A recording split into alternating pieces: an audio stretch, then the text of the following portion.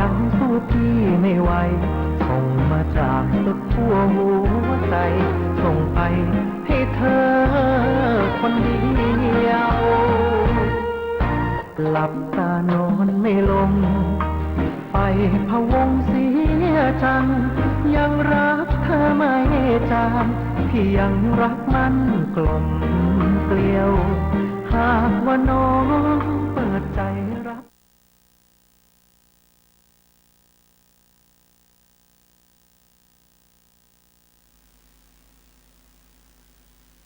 ศาลพระธรรมเสนาบดีรองเจ้าคณะภาค7หลวงพ่อวัดพระธาตุดอยสุเทพพระเทพปริยัติเจ้าคณะจังหวัดเชียงใหม่หลวงพ่อวัด7 ยอดพระครูปริยัติยานุศาสตร์เจ้าวาดวัดฝาหินรองเจ้าคณะอำเภอเมืองเชียงใหม่พระครูสมุวิสุวัตวรกิจโจรองเจ้าวาดวัดฝาหินซึ่งเป็นช่างเทคนิคเป็นผู้ควบคุมเสียงเป็นผอ.ของสถานีนี้ด้วยแล้วก็ขอสวัสดีคุณผู้ฟังที่อยู่ทางบ้านทุกคนทุกท่านที่กำลังรับฟังธรรมะคลายเครียดวันนี้น้องใหม่ก็มาพร้อมกับทีมงานตัวเจ้าหมูว่าปิ้มเย็นนี่จะติดต่อมาหรือยังเนาะเจ้ามาแล้วเนาะสวัสดีเจ้าปิ้มเย็นเจ้าก็กราบนมัสการพระอาจารย์นะเจ้าแล้วก็ท่านสมมานะเจ้าแล้วน้องใหม่แล้วก็อ้ายดงบดาหมูเป็นข้าวก่อนเนาะวันเนี้ยเข้าแล้วเจ้าเข้าแล้วเนาะสวัสดีไอ้ดงบดาตัวเนาะครับสวัสดีครับไปไหว้สาพระเถรานุเถระ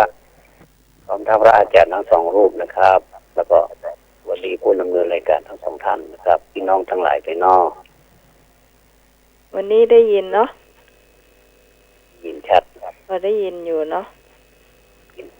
ได้ยินเสียงพี่วันเย็นก่อนตะกี้ได้ยินเจ้าว่ามันบ่ได้ยินมันเจ้าหูมาเอาบ่ได้ยินเขาบ่มีบุญหูได้ยินเสียงเอาได้ยินเสียงเปิดน่ะแล้วก็ไม่มีคำตอบจากสวรรค์นะถึงขั้นนั้นว่ะไม่มีคำตอบจากสวรรค์ยังเหลือท่านหนึ่งเนาะท่านสมัครรายงานตัวโดยเนาะก็ถวายความเคารพพระมหาเถระแล้วก็ท่านผู้ฟังที่อยู่ฟังอยู่ในเมืองอยู่ในบ้านก็ดีอยู่ในดงในดอยก็ดีเนาะอยู่ในมุ้งในมุ้งนอนห่มผ้าฟังในมุ้งนอนผ้าฟัง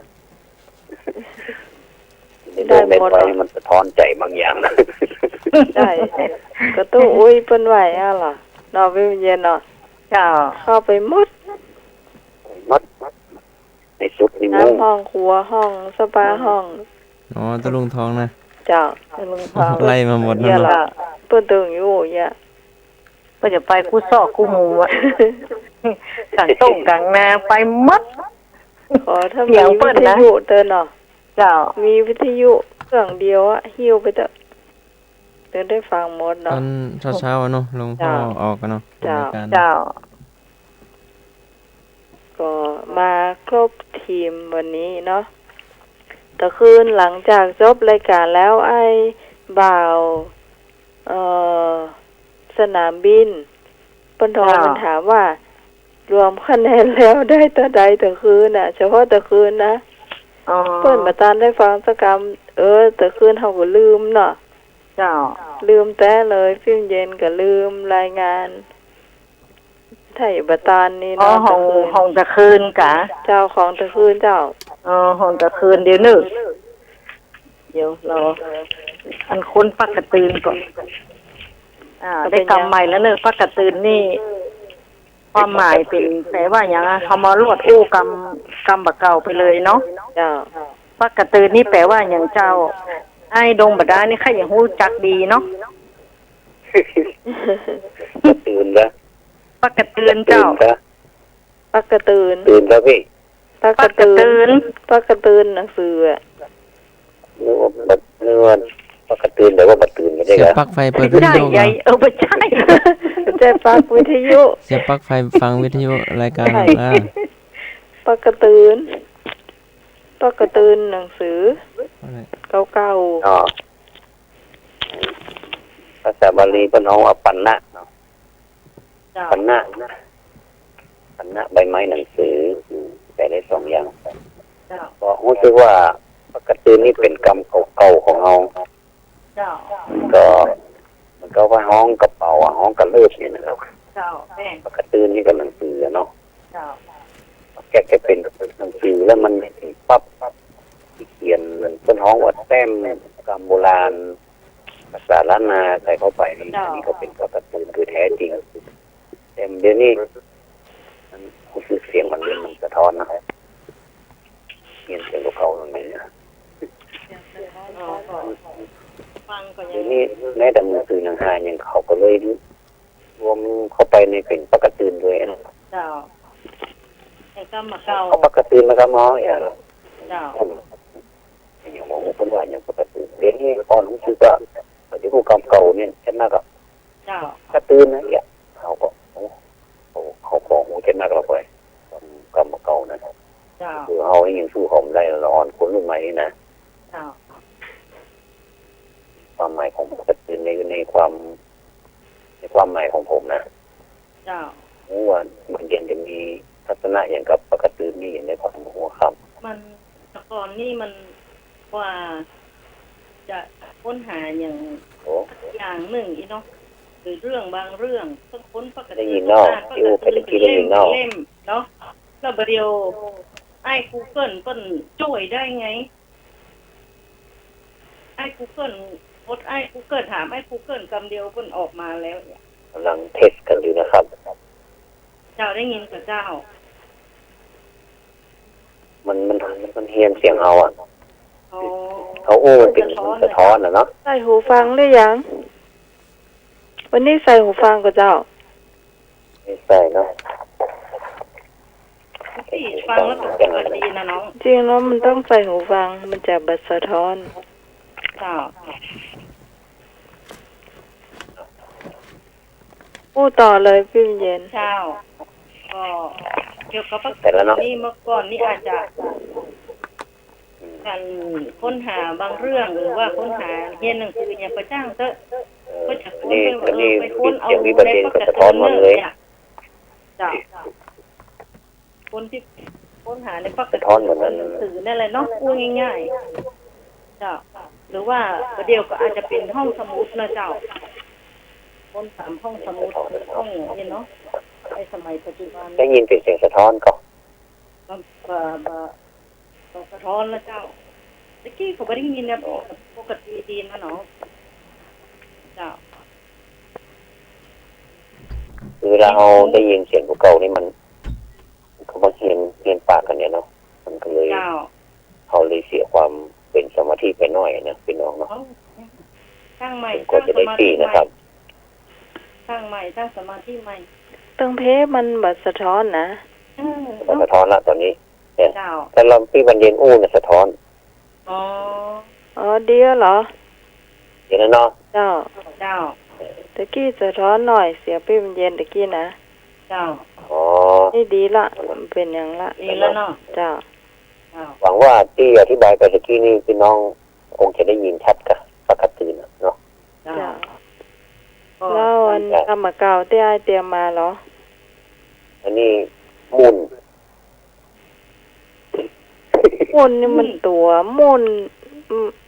เย็นๆต้องว่ามันเป็นตัวชนิดหนึ่งนะ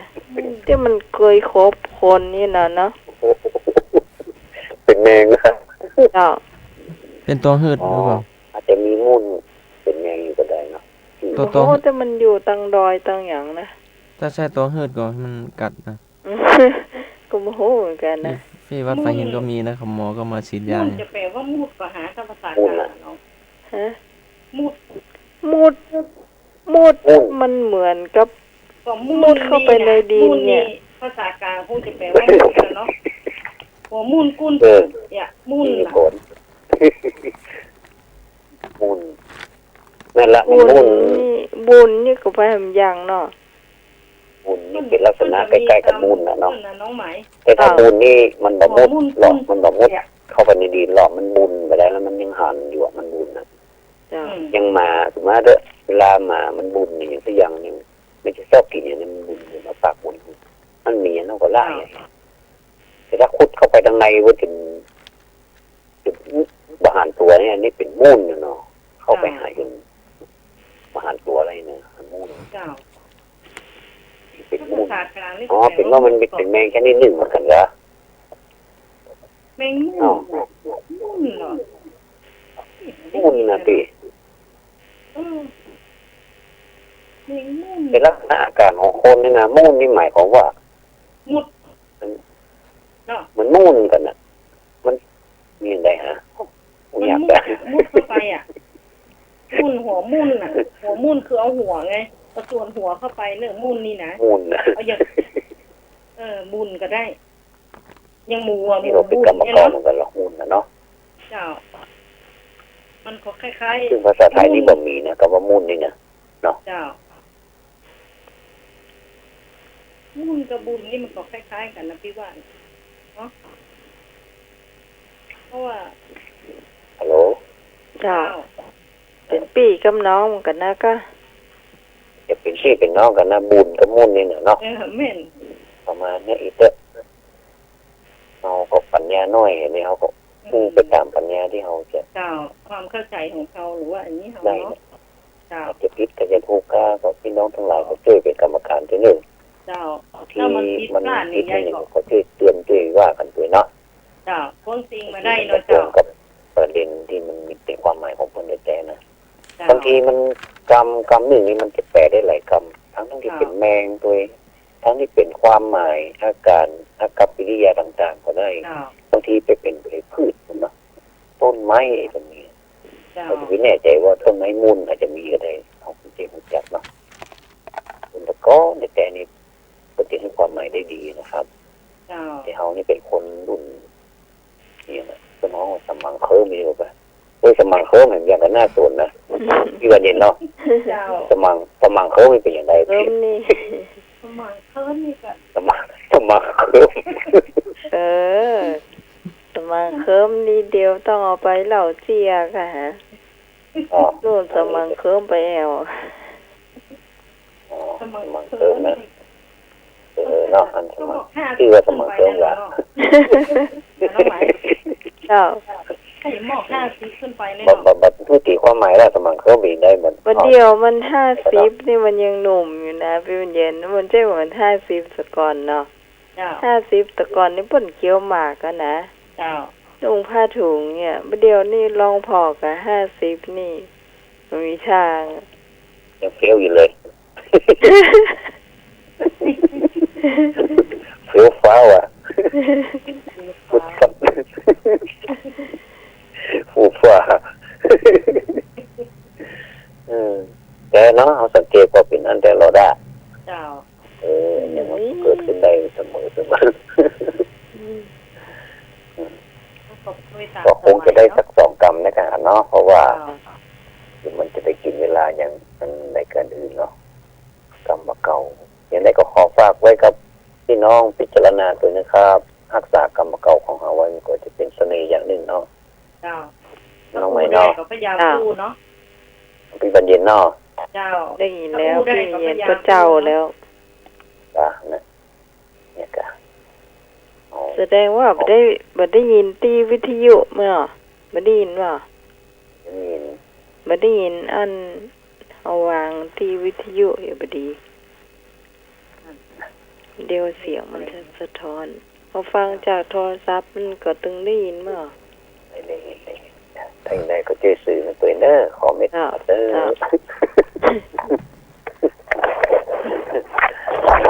อันนี้เขามาอู้เรื่องตะกี้มีคำถามจากให้สนามบิน ต้อง เรื่องคะแน มี น ส่วนตัวแล้วก็ เดี๋ยวแป๊บหนึ่งพี่เย็นเปิ้นว่าอย่างก็พี่เย็น เจ้า เรื่องคะแนนทางคืนนะเจ้า เจ้า เจ้าเขาคู่กิจกรรมเนาะไหนๆภาพป่าเพื่อจะบอกเพิ่นเนาะ เจ้า ให้สนามบินนี้ขึ้นได้38 38 เจ้าแล้วก็แม่เขาใต้34 34 แม่เขาใต้ เจ้าแล้วก็ใช่ แม่เขาใต้42 โอ้ ลืมไป กะแม่เขาใต้42 เจ้า สนามบินได้เท่าไหร่ 38 เจ้า แล้วก็เป็นบุญนี่25 แม่บุญ25 อาสาไม่โจ้23 สาวไม่โจ้23 เงินกลาง16 สันกลางกะ เจ้า สันกลาง16 คะแนน เจ้า อืม แล้วก็มีปลาบงสารปี8 เจ้า แม่ยงตก8 8ไม่ยงไม่โจเนอะ เจ้าแม่ยงไม่โจ้แล้วห้วยทราย4 เจ้า เจ้า ไม่ยงนี่เปิ้นหวาน ขอได้โทรมาก่อน เจ้าอีถูกบ่ว่าโดยก้นเปิ้นผิดก็มี น้ำเปิ้นผิดก็มี แต่ว่าเนอะวันนี้ถ้าไหวโดยก้นไม่ยงนี่ก็ แต่ว่าคือดีมันจะผิดนะฟังโทรเข้ามาก่อนเนี่ยนะเจ้า ก็บ่ว่ากันเนาะ เจ้า เจ้า เจ้า อันนี้เป็น รายงานแล้วเนิ่น ของ คะแนน แต่ โอ้ ว่า ไอ้สนามบินเพิ่นฟังก่อน เจ้า ฟังอยู่เจ้าเพิ่นฟังทุกวันเนาะฟังทุกวันว่าฟังกุเสาร์อาทิตย์เจ้าว่า ก็เสียคะแนนตอนหลังนี่บ่ได้ เจ้า เจ้า ว่าตะคืนว่าทอน้องถามคะแนน เจ้า เจ้าต่อไปไอ้ดมมาจ้ะเหล่าเจีย เจ้า ยังดงประดัดแต่บ่ดงเอาว่าแน่นบ่ เพิ่งเต้นน่ะเนาะ ดงประทะว่ะ เพิ่งให้ ห่างจากเวียงนี่เป็นหลายกิโลอยู่ ดงประดัดเนาะเขาจะเอาเกี่ยเรื่องนี้ตั้งชื่อสดตะกี้นี่เนาะ เจ้า เกี่ยเรื่องนี้เป็นเกี่ยเรื่องสมังเคิมนะครับ โอ้ สมังเคิมสมังเคิมนี่ เอาตีน้องหวานกี่น่ะ น่าจะมันเป็นสมังเคิมอย่างนี้เนี่ยเอาแต่ว่าเท่าแต่ว่าเท่านะ เย็น ผมใช่นะ ง่ายขนาดเก็บตกต่ำนี้แล้วว่ะ เกาะมันมีชื่อหรอกเนี่ยสมังเคิมก็ได้ ยังไงก็ได้อ๋อยังมีคนหนึ่งเนาะอันนี้สุมาแต่อันนี้เพราะมันมีแต่เราเจอหรอกมีแก้นี่เป็นเกี้ยนะครับมันคุณผู้ฟังไม่ต้องคิดหนักกันนะถือว่าเป็นความสำราญกันแล้วกันสำคัญนั้นยิ่งมีคนหนึ่งมีอายุละ อายุสักเท่าใดมีอายุเนี่ย อายุก็ประมาณสมังเคิมแล้วนะ สมังเคิม50-60อีก มันจะ50ขึ้นไปตรงบนวะโอ้อันเขาก็สมังเคิมกันดิอันเขาก็สมังเคิมกันอันสมังเคิมนี่หัวมันอะไรนะมันสมัง อัน เคิม นี้ว่าฝาดซื่นเย็น ผ้าทิ้งตัวเก่า ของปีกำลัง19 นี่ นี่ ขอใจเนื้อผ้าทิ้ง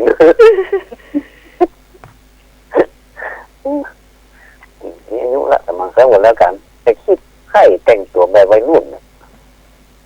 คิดมาเมินละคิดอย่างไรก็ไม่ตกคิดก็ไม่ตกเลยวันนี้เลยกับแม่เลยไม่เตียวมันตัวเตียวยิ่งเศร้าเอามันหนุ่มหรอลองแล้วลองแหมเนี่ยโอ้ลองจนแน่ใจว่าเนี่ยต้องเข้าไปทำธุระในเวียนแน่ๆแล้วมันเนี่ยจะใส่ชุดตัวเก่งเข้าไปนะเพราะว่าร่างกายที่ผสมส่วนของเปิ้ลเนาะกับเตียวยีที่ใส่เนี่ยคือพูดง่ายๆก็คือสมัยเถอะพระสงฆ์องค์เจ้าพ่อแม่พี่น้องทั้งหลายตอนเราสุมาก็ได้ เซลล์มันฟิตเนี่ยนะ พูด คะ ง่ายๆก็คือโค่นแตกว่าอันเถอะเนาะโค่นกันแตกมันก็เลยมากององค์โยงอยู่ที่โค่นนะครับฝ่ายปปทงเตียวทั้งหลังสมาพกหวีอันมันเล็บเลยแบบนี้โกพกหวีจีพกไปแล้วก็ ส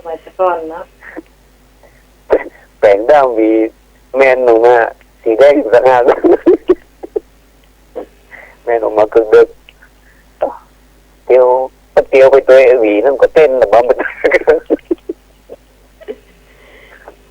มันเป็นที่สนใจของหมู่คนทั้งหลายเนาะมันเป็นธรรมดาถ้าอันอย่างที่มันแบบสะดุดตามันก็จะปากันสนใจไงล่ะแทนที่แกจะนั่งอยู่ที่เก่าเนาะมาอยู่ไปอย่างนั้นเตียวไปเตียวไปเตียวมาเขาหันใจวีแมนอ่ะที่มันแมนออกมาคือเดียวกันนะว่ากันให้หัวน้อยไม่ใช่หัวน้อยหรอกหัวบ่ออกหัวเตะให้หัวหวี คนหัวมันมีเหมือนขึ้นหัวด้านนะให้หัวดังกับเพื่อดาวนะให้หัวดังอย่าด่าเพราะว่าสังเกตคนนี้เนาะต้องโหดแน่เนาะคุณเธอจะโหดเอาหรอเลยจะมีสองเวทคุณเธอแต่พี่น้องจ้ะอันนี้ก็ลองสังเกตว่าถ้าสมมติว่าไม่ยิงเขาเนาะพี่เย็นถ้าใส่ยีนนี่นะมันจะต้องจับเป๊ะถ้าบ่มีสะโพกเนี่ยใส่ยีนบ่เปิงเจ้ายังได้ก็ต้องบ่เปิงมันมางามหงหยกนะจ๊ะมันจะกองหงหยกถ้ายีนนี่มันบ่มีกระเป๋าข้างเนาะมันมีกระเป๋าหลังเนาะกระเป๋าหน้าเนาะนั่นก็มีกระเป๋าหลังสองอันมีกระเป๋าข้างก็มีค่ะถ้าเบิ่นบ่ล่ำใจใส่หยังเกลียวนั่นนะถ้าสมมติว่านึกถึงภาพถ้าเป็นสมมติว่าเป็นเกลียวอันนั้นน่ะเกลียววอร์มอ่ะจังหันเขาเหรอเขาเอามาใส่ถุงเกลียวข้างใดข้างนึงนี่นะแล้วก็เกลียววอร์มนะเป็นมี10โหดเหรอ10โหดนะที่เขาลากพอนะพอมันค้อนนะเนาะยังข้างพออย่างโลดตกโมง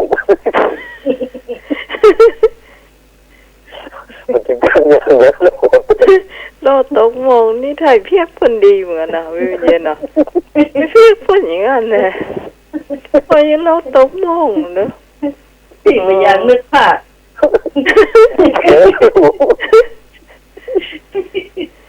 แสดงว่าน้องเวลาที่สังเกตพอแล้วต้องงงเลยว่าเป็นสิ่งนั้นวิวเย็นคือคนที่สังเกตแล้วก็เพียบคนดีมันนะอยากบอกเป็นว่าอย่างแต่หัวยุ่งอยู่กับดำตกโลดน้ำมันลูกพระเจ้าดูเนาะฝั่งเนี่ยผมได้หวีเนาะก็มีผ่องกระลำตกโลดเนี่ยเนาะโอ้ยังไปเพียบขนาดนั้นป้อมหันใจกันทั้งหมดว่าเป็นว่าตัวผมก็เป็นคนกันนั่นเนาะถ้าเพิ่นลูกคนมาแล้วเจ้ามันจะวิ่งผมเรียบร้อยแล้วมันจะเข้าไปห้องน้ำเนาะถ้ามาอันนี้มันจะเหมือนกันกระลำตกรถหนังผู้การสามคนเนี่ยถ้าท่านสมัครบอกความคิดเห็นนะเข้าใจอยู่เนี่ยเดียวเนี่ยใช่ถ้าสมัครก็เพื่อนจะอีกคนก็ออกความคิดเห็นมาได้แล้วน้องห้ามถามเนาะไอ้ดงบดะเนาะห้ามถามท่านสมัครเชื่อเรื่องนี้ว่าอย่าสมมติว่าการกู้คำว่าก็อย่างก็เงียงอย่างก็ตะเกียการเมืองตะเกียรถตกโมงอ่ะน่ะพออย่างรถตกโมงเนี่ยน่ะคำนี้ก็ถามได้ก่ะเจ้าเข้าใจก่อนว่าเป็นจะได้อ๋อเงียงก็ง่างเงียงมันข้อเงียงก็ง่างเหมือนรถตกโมงเนี่ยเข้าใจก่ะรถตกโมงรถมันตกไปในคลองน้ำกันคลองน้ำข้างทางอ่ะข้างทางนั่นแล้วก็ทุกเป็นหลุมเอียงล่างง่างเหรอเอียงกันเอียงล่างง่างจ้ะเอียงล่างง่างเนี่ยเข้าใจกับเจ้าเอียงล่างง่างเคยได้ยินก่อนเอียงอะไรเพราะมันหนักข้างอย่างมันหนักข้างเอียงกันง่ายข้างๆมันมีนี่ก็มันมีเหมือนกับ เหมือนกับปลาดุกเนี่ยมีพิษกัน อันนั้นมันเงี้ยง มันไม่เงี้ยงอ่ะ อันนี้มัน วันละความหมาย เข้าไปข้างทางไม้จะ อย่าง ขีด ป่าว่าละ ไม้จะขูดขีดสีรถก็ ใช่ ฮะ เอียงล่างง่างเอียงอ่ะเหมือน มอง เอียง ขึ้ นั่ น นแหละ นอกจากเนาะ เอียง เอียงไปข้างเดียว เอียง ใน อ่ะ สมัคร เอียงข้างใดข้างหนึ่งอ่ะ อ๋อรถมันตกลงไปแล้วก็เงี้ยง จ้ะ เอียงยังหมดโต๊ะ เอียง มองเนี่ยคือหลุม ถ้ารถมันหงายหงายท้องขึ้นฟ้าแล้ว มันก็ไม่ใหญ่ครับไม่ถึงกับนั้นนะแต่ว่ามัน แค่เอียง ข้างเนาะ อ๋อแค่เอียง แค่เอียงแล้วก็ เงี้ยงกลางง่าง ตกลง ข้างง่าง กินกันแล้ว ถ้ารถมันหงายท้องมัน มันก็ยิ่งชูกัน ข้างหงายท้องก็คือหงายท้องเลย อ๋อเออมัน ที่น้องจะถามจะถามยังจะถามว่าเข้าใจก็ พอมองภาพออกอยู่ จ้ะ นึกภาพมองเนาะ นึกได้อยู่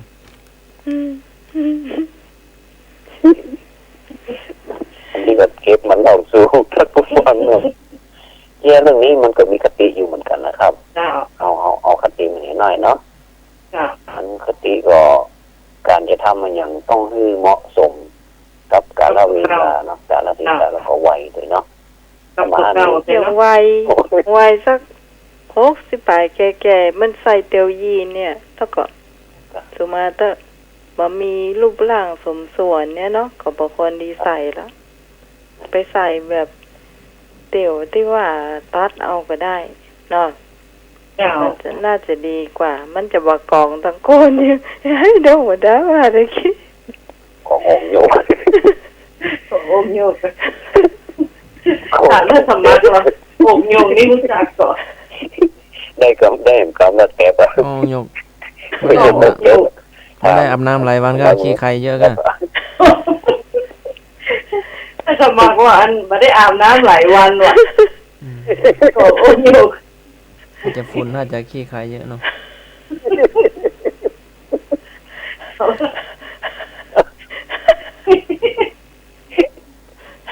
ความหมายคือยังไง ฮะมันคนละอัน ความ กัน ห เล มาย ย อาจารย์ว่าอย่างไรแต่ตะเกียบ ตรงกันก่อน ถ้าจะขี้ใครเยอะว่ะก็โอ้โยกเนี่ย มันเลยผมมองให้หัวหักขา มันตรงกันหรือว่ามันเป็นเซน ก็โอ้โยกมัน ถ้าสมัครว่าอีมันหวานถ่ายไม่ได้อาบน้ำ ไม่โตอาจารย์ เลยเขาอยู่ ไอ้ขี้ใคร ให้ดงหมดได้อธิบายเร็ว ขี้ใคร บาย ไป เพิ่ ก น อง เว้ย อธิบายให้ท่านสมัครเข้าใจ อธิบายว่าอย่างไรอธิบายเป็น ตัวไหนก็อธิบายอ่ะ อันนี้ประเด็นแป๊บนึงก่อน ตัวอู้กับตัวอธิบาย ท่านสมัครเข้าใจวิทย์ประเดียวเนี่ยบอกว่าถ้าอยากขี้ไขนักเลยไปกองอยู่ตั้งหลังองค์โชว์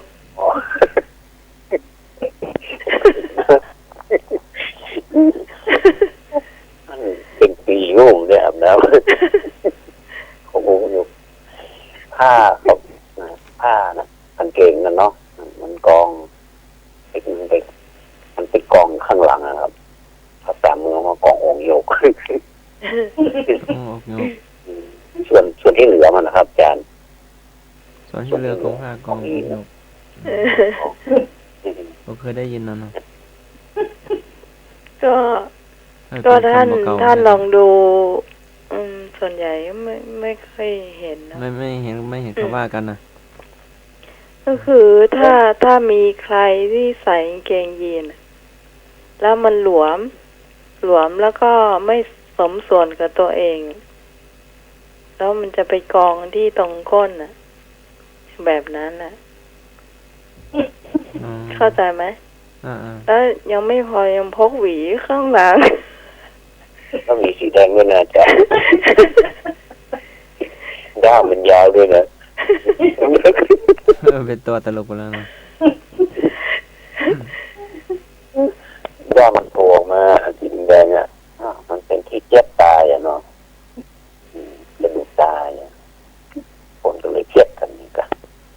เก็บมาทั้งหมดวันเนี้ย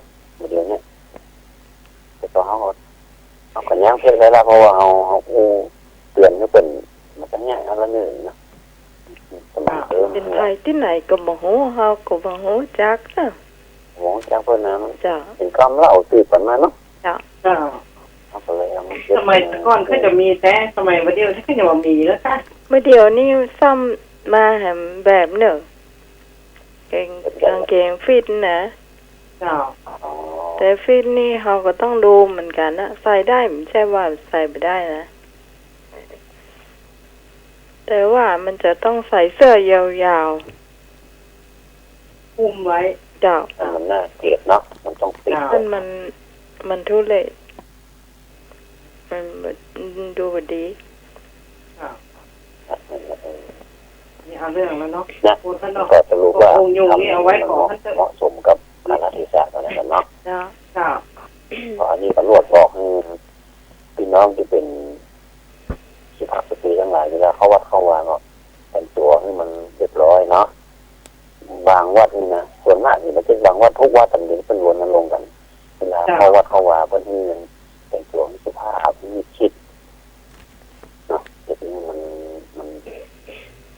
เป็นการไปมีวัฒนธรรมคนเนาะวัฒนธรรมคนเมืองคนเหนือนี่ยาวพูดไปเถอะวัฒนธรรมที่น่าเคารพยกย่องเนาะเขานับถือเนาะ เจ้าต่อไปนี่เป็นพุทธประวัติเลยเนาะเข้าพุทธประวัติเลยเจ้า หมดครับ ท่านสมัครเอาเลย พระพุทธองค์ทรงแสดงธรรมในวันชื่อว่าอะไรในวันมาฆบูชาพระพุทธองค์ทรงแสดงธรรมชื่อว่าอะไรข้อ 1โอวาทปาติโมกข์ข้อ 2ความไม่ประมาท053810เป็นทางแห่งความตาย28104406สวัสดีเจ้า สวัสดีครับ โอ้นี่ใส่เลย นี่เสียงใส่เลยเนาะสบายแล้วเนาะ สนามบินครับ เจ้า สบายดีครับ แล้วเป็นต่อไว้ ตอบว่าใดนี่ ข้อ 1ตอบตอบเลยเหรอ โอวาทปาติโมกข์ อ๋อ พระองค์ทรงแสดงทำในวันมาฆบูชาเนาะ เจ้า จ้า พยาตอบแหมเฉลยไปแล้ว ยังใช่คะ เฉลยไปแล้ว อ๋อท่านสมัครกัน ก็เป็นข้อต่อไป ข้อ เล ต่อย ไปเนาะก็ถือว่าเป็นคำสั่งสอนเป็นคำสอนที่เป็นหัวใจหลักของพุทธศาสนา มีใจความย่อ ว่าอย่างไร ย่อว่าอย่างไร อันนี้เขาเหมือนต้องมีช้อยก็ได้ 3 ข้อ เนาะต้องมีช้อยก็ได้ หรือว่าได้ข้อใดข้อหนึ่งก็ได้มีพระพุทธเจ้าแสดงธรรมโอวาทปาติโมกข์3 ข้อในวันมาฆบูชา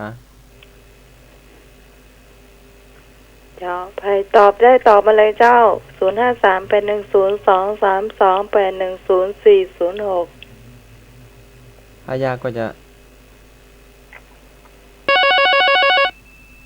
ไม่ยากหรอกสวัสดีเจ้า สวัสดีครับ เจ้า เข้าใจว่าพุทธศาสนานะครับ เจ้า ละบาปกับบำเพ็ญบุญนะครับ แล้วก็เจริญกุศลอะไรพวกนี้แหละมี3 ข้อนะครับจำได้แต่นี้ครับ เดี๋ยวยังบัเฉลยแต่เนาะ ครับ ใครอย่าตอบต่อไปโทรมาเลย0538102238104406ใครตอบเจ้า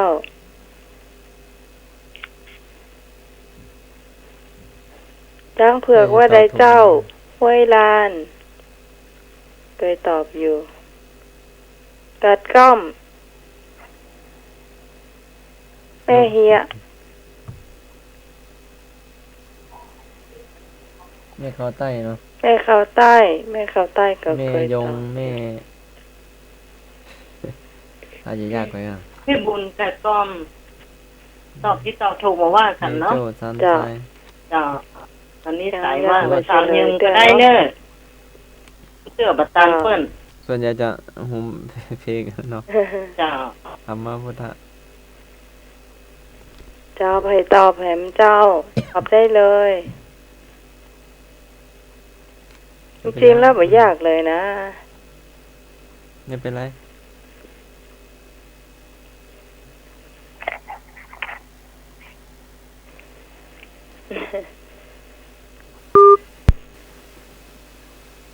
ใส่ว่างอยู่เนาะ ไม่เป็นไรก็เอาเฉลยแล้วก็นี่ คือสนามบินยังมาถูกเตือนนะเจ้า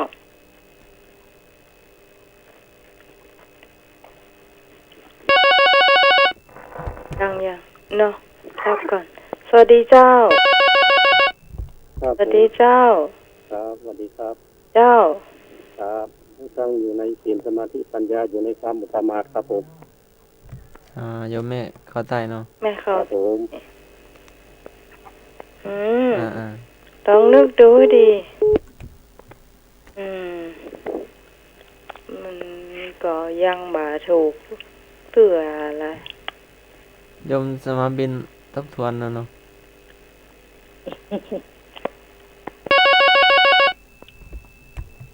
สวัสดีเจ้า ครับสนามบินครับ เจ้า สจิตจะอะไรสจิตจะเสริโยทัสนังกุศลสูสมถาอะไรพวกนี้นะครับเข้าใจพระพุทธศาสนา3 ข้อไอ้ข้อผมจำไม่ได้อะครับ คือน้องใหม่ คือ บอกว่า บำเพ็ญบุญ เอาอีกใหม่บอกสั้นๆว่า ละบาปแล้วก็เจริญกุศลให้เกิดขึ้น แล้วก็อะไรละบาปบำเพ็ญบุญแล้วก็อะไรอีกอย่างผมจำไม่ได้นะฮะที่จริงมันเป็นหัวใจพุทธศาสนาแต่ผมพูดบ่อยๆแต่ตอนเอาความจริงมันจำไม่ได้ตื่นเต้นครับ เอาเป็นยังก็ มามันสายเนาะ สวัสดีเจ้า สวัสดีเจ้า ฮัลโหลสวัสดีครับผม เจ้า จากไหนเจ้า จากไหนเอ่ย กันแต่ ส ก็ เก็ต ดอยสะเก็ดเอาตอบเลยเจ้า ละชั่วทำดีและทำใจให้ผ่องใสครับผม เจ้าดอยสะเก็ดหนองบัวกำโห มีดอยสะเก็ดตัวหนังบัวตัวนั้นเนาะ2 คน คือถ้าเป็นน้องดอยสะเก็ดจะเป็นแม่หญิง ถ้าหนองบัวได้จะเป็นพระจายเจ้า เขาเป็นบอกว่าดอยสะเก็ดอาจจะคุณ ดอยสะเก็ดนี่ตะกี้น่าจะเป็นหนองบัวเนาะ โอ้โหเนาะนี่เป็นดีจังครับ ทำความดีละเว้นชั่ว โอ้ยเผลอไป2แล้วหมายว่าไป2แล้วเนอะเจ้าสวัสดีเจ้า ก็จะเลย เจ้าละพี่ เจ้า โยมนะ เจ้า เจ้าอยู่ ว่าใด จะช่วยใจอยู่ที่ โอ้ล่างเมาอีกอะฮะ ว่าก ำลังตื่น เขา ใหม่ ว่า กำลังตื่นใหม่ กำลังกำมานก่อนตื่นใหม่เมาประทรงประเซง จะว่า ก็ ตอบ ตั้งสลืมสลือ อ๋อเขาชื่อเพิ่นกู อ๋อตะกี้อัน ตอบคำถามกับเจ้า จะตอบก็ข้อนี้ที่ท่านสมัครถาม เขาฟังอยู่เขาฟังอยู่ ฟังอยู่เจ้า อันก็ต้องขอบคุณพี่สาวโยมเนาะแต่คืนยังบัดไหลตอบอันน้ำตะเปิ้นน้ำเปิ้นพ่องกะก็เขาตัวอ่ะ มาลำมาไล่ไปก็โคตรละจะชั่วจะดีอยู่ที่ตัวเรา เจ้า ขอบคุณนักๆเนาะ เจ้าขอบคุณเจ้า เจ้า เดี๋ยวไผตอบต่อเจ้าไผตอบต่อไปกี้น้องใหม่เผลอบอกไป2 คำแล้วเนอะ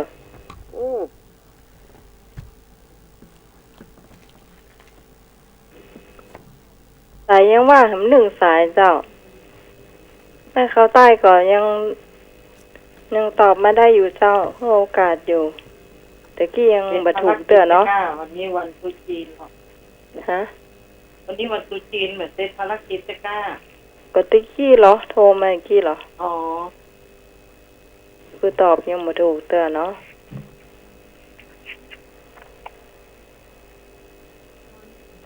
เจ้าถ้าบัตรถูกนี่ก็ทำความดีละเว้นความชั่วทำจิตใจให้ผ่องใสเนาะเออ มาแล้วหมอ สวัสดีเจ้าเออ วางกันละ ถ้าโทรมาใหม่เนอะ เจ้าจะเดี๋ยวตอบใหม่ อันนี้เฉลยไปแล้วเนาะ เจ้า ตกลงวันที่ไหนได้ บ่มีไผได้ข้อนี้เนาะความจริงนี่ น้องบัวแล้ว เป็นหัวใจเลยอ๋อหนองบัวนี่คือเขาจะให้คะแนน สนามบินน่าจะได้2นะ จะว่าเต็มก็บ่ได้นะ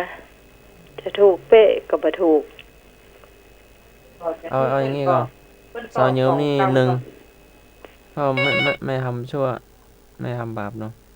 เจ้า แต่สนามบินนี่บอกว่าไม่ทำบาปไม่ทำคุณงามความดี แต่ข้อ3ไม่ได้ไง หนองบัวนี่คือ1ค่ะ น้องบัว3เนอะโยมอิสมัย 1 คะแนน น้องบัวนะ เจ้า เพราะตอบมาทีหลัง โอ้บ่ใจใหญ่อันนั้นมันเฉพาะเพลงบ่ได้ เฉพาะเพลงก็ได้ อันนี้นี่จะเป็น1 คะแนนหมดเลย 1 คะแนนหมด เจ้า อ๋อ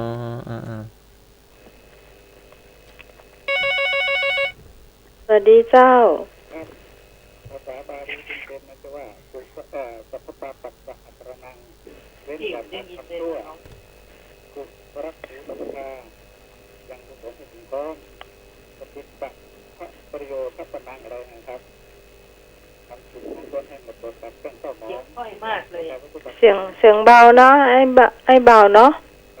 เสียงเบา เป็นพระเจ้า สนามบินไอ้เบาดงบ่ดะอันตอบหน่อย อ๋ออย่างที่ตอบตะกี้นะครับเนาะว่าการไม่ทำบาปทั้งปวง การถึงกุศลให้การยังกุศลให้ถึงพร้อมแล้วก็การทำจิตใจให้ผ่องใส จ้า พูดง่ายคือละบาปทำดีเนาะแล้วก็ทำจิตใจให้ผ่องใส จ้า จะว่าหลายๆอย่างหลายแบบก็ได้ พูดหลายๆ นี่โอวาทปาติโมกข์ จ้ะ พระเจ้าแสดงธรรม แล้วตก 3 ลง ข้อ สนามบินนี่แบบได้เนาะได้หนองบัวค่ะ จ้า น้องบัวได้เนาะได้ จ้ะ สมบูรณ์จะข้อต่อไปเลยเจ้า ข้อต่อไปเลยเนาะ ธรรมะแล้วกันหรือว่าต่อ ธรรมะเลย พุทธประวัติ พุทธประวัติมีอยู่ก่ะ พูดประ มี วัติ เว เนาะ ลาอยู่นะ จ้ะ พระองค์ทรงอนุญาตการบวชแบบยติจตุถะกรรมวาจา อุปสัมปทานับตั้งแต่จนถึงบัดนี้พระองค์ได้ทรงอนุญาตบวชได้2 วิธี วิธีที่1พระองค์บวชให้เรียกว่าอะไรเป็นภาษาบาลีเนาะ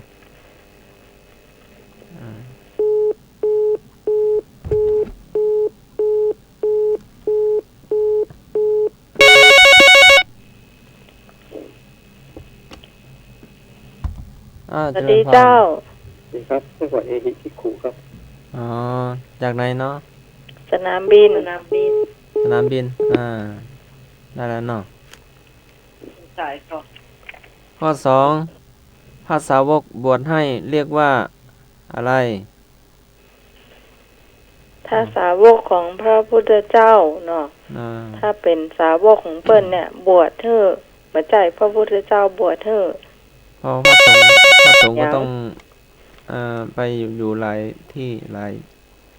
เจ้าสวัสดีเจ้า ดีครับเรียกยัตติจตุตกรรมครับ ยัตติ ยัตติจตุตกรรมครับ อ๋อโยมสนามบินเนาะสนามบิน ถูกก่อ ถูกหรือว่าไปถูก แต่ในนี่บอกว่าติสรณะขมานูสัมปทาอ๋อมันมีทั้งสองข้อเนาะ จะให้ยังไงดี แล้วก็ไอ้บ่าวดงบ่ได้ว่าใดอันนี้เปิ้นก็บาลีก็รู้สึกว่า ได้เหมือนกันเป็นได้ถูกเนาะสองข้อเนาะถูกอยู่เนาะว่าอย่างไรก็ถูกนะครับเพราะว่าจะให้น้องใหม่มาแปลนี่คงบ่ได้เรียนบาลี อันนี้พระพระสงฆ์บวชให้ตกลงนี่ได้2คะแนนเนาะตะกี้คะแนนเดี๋ยวนี้คะแนนข้อตะกี้ก็ได้เนาะข้อประเดียวนี่ก็ได้นะ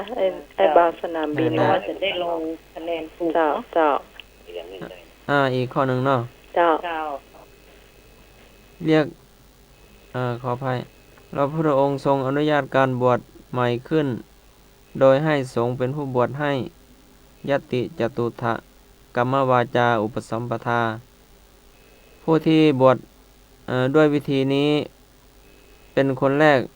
คือพระอะไรข้อหนึ่งพระราธะข้อสองพระอาชิตะดาบทนี่มีช้อยเลือกเนาะสวัสดีเจ้าสวัสดีเจ้าจะไม่เหี่ยเจ้าตอบว่าพระราธะเจ้าพระอันนี้พระราธะนี่มั่นใจหรือว่าเดาเนาะมั่นใจเจ้ามั่นใจเนาะแม่เฮียถูกต้องเจ้า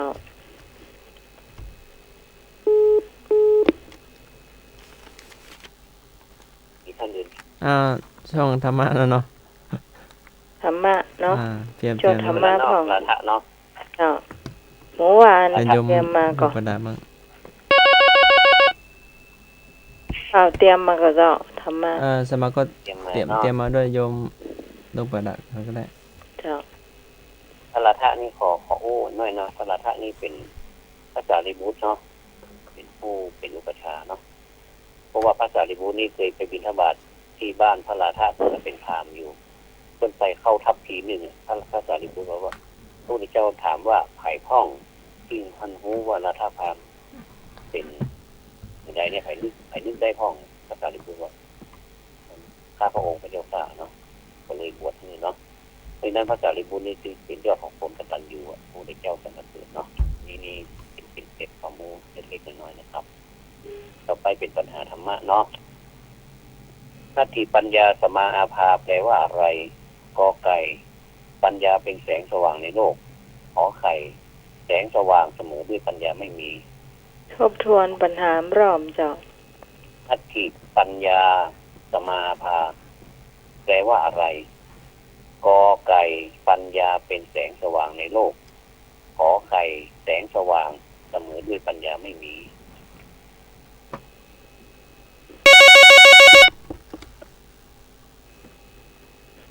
โยมตอบเลยสนามบินครับเจ้า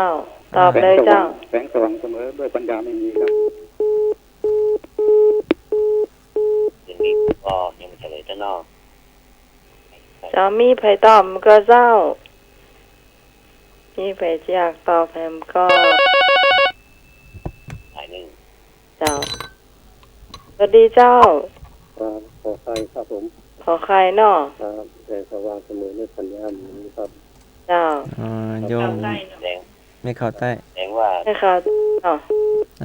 ต่อมานี่สังเกตบาลีเนาะสังเกตบาลีสังเกตมันนัตถิแปลว่าไม่มีเนาะแสดงว่าไม่มีเนี่ยมันก็ต้องเป็นขอไข่ถูกนะครับเพราะมันใกล้ๆกันนะมันเป็นปัญญามันเป็นนัตถิของไอ้บ่าวตรงบด้านนี้ต้องสังเกตให้ดีเพราะว่าเพิ่นเจ้ามันใกล้เคียงกันขนาดเลยบางทีเนี่ยเขาจะฟังแล้วเหมือนถูกแต่ว่ายังบ่ถูกนะเพราะฉะนั้นต้องระวังเจ้าต่อไปเจ้าไอ้จะวันสวัสดีเจ้า อันนี้มาดักไว้ก่อนกะถามเลยเจ้าใกล้จะถึงวันวาเลนไทน์แล้วเนาะวันวาเลนไทน์วันแห่งความรักที่คนชอบกันวันความรักในพระพุทธศาสนานะคือวันอะไรกอไก่วันอาสาฬหบูชาขอไข่วันมาฆบูชาขอทวนแล้วเนาะชัดเจนเนาะวันวาเลนไทน์เนี่ยเทียบกับวันพระพุทธศาสนาวันแห่งความรักเหมือนกันกอไก่วันอาสาฬหบูชาขอไข่วันมาฆรถติ๊กๆฮะมันรถเองเหรอว่าใดเนี่ยรถเองกะรถไปเองรู้สึกว่ารถบ่อยอยู่เนี่ยสายในดุด810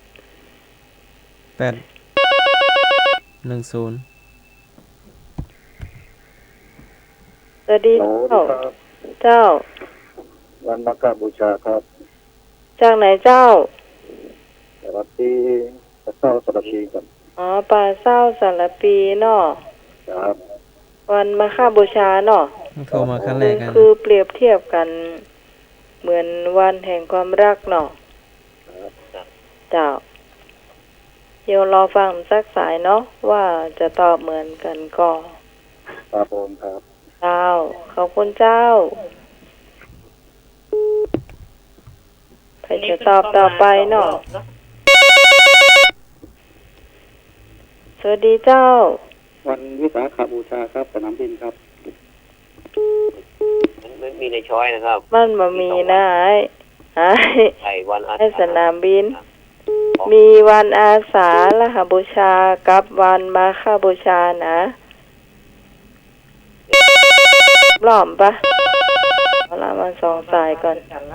สวัสดีเจ้าวันมาฆบูชาจากไหนเจ้าเข้าใต้เข้าใต้เนาะเจ้าอีกสายหนึ่งเนาะเป็นสายหนึ่งเจ้าจากแม่เหียเจ้าแม่เหียมาฆบูชาเนาะเจ้าแม่เหียแม่เข้าใต้อีกสายหนึ่งเนาะเจ้าสวัสดีเจ้ารูดยังรูดก่อนบรูดเจ้าเจ้าสวัสดีเจ้าก็วันที่จะเข้าคนด้วยมาได้นั่งหมายแล้วไหมครับผมวันไหนอย่างละครับวันอย่างเจ้าครับเจ้าสนามบินว่าได้เจ้าวันอาสาฬหบูชาครับวันอาสาฬหบูชาเอาแล้วมีการตอบประตรงกันแล้วเนอะสายมันแน่นนะครับเจ้าคือไอ้บ่าวสนามบินตอบว่าวันอาสาฬหบูชาคนเดียวนะอีกสายหนึ่งเห็นสายหนึ่งเจ้าตอบเลยเจ้าตอบเลยเจ้าว่าได้เจ้าอันนี้แสดงว่าบ่มั่นใจมีไผถูกต้นตอบเฮากันเลยเฉลยเลยเนาะเจ้ามันขอไข่นะครับวันมาฆบูชาที่จะถึงเนี่ยนะครับวันมาฆบูชาก็คือมีเดี๋ยวกันเนอะมีไผถูกข้างเนี่ยแม่เหียแม่ขาวใต้เดี๋ยวที่ไหนอะปลาเศร้าล่ำคนหนึ่งอะมี3สายใช่กะสารปีก็ใช่กะสารปีปลาเศร้านั่นแหละแม่การปลาเศร้าสารปีแม่ขาวใต้แม่ขาวใต้แล้วก่อนแม่เหีย3สายแต่น้องแม่ละที่ถูกก็คือ3สายเจ้าวันมาฆบูชานะครับเจ้าต่อไปเจ้าสวัสดีเจ้า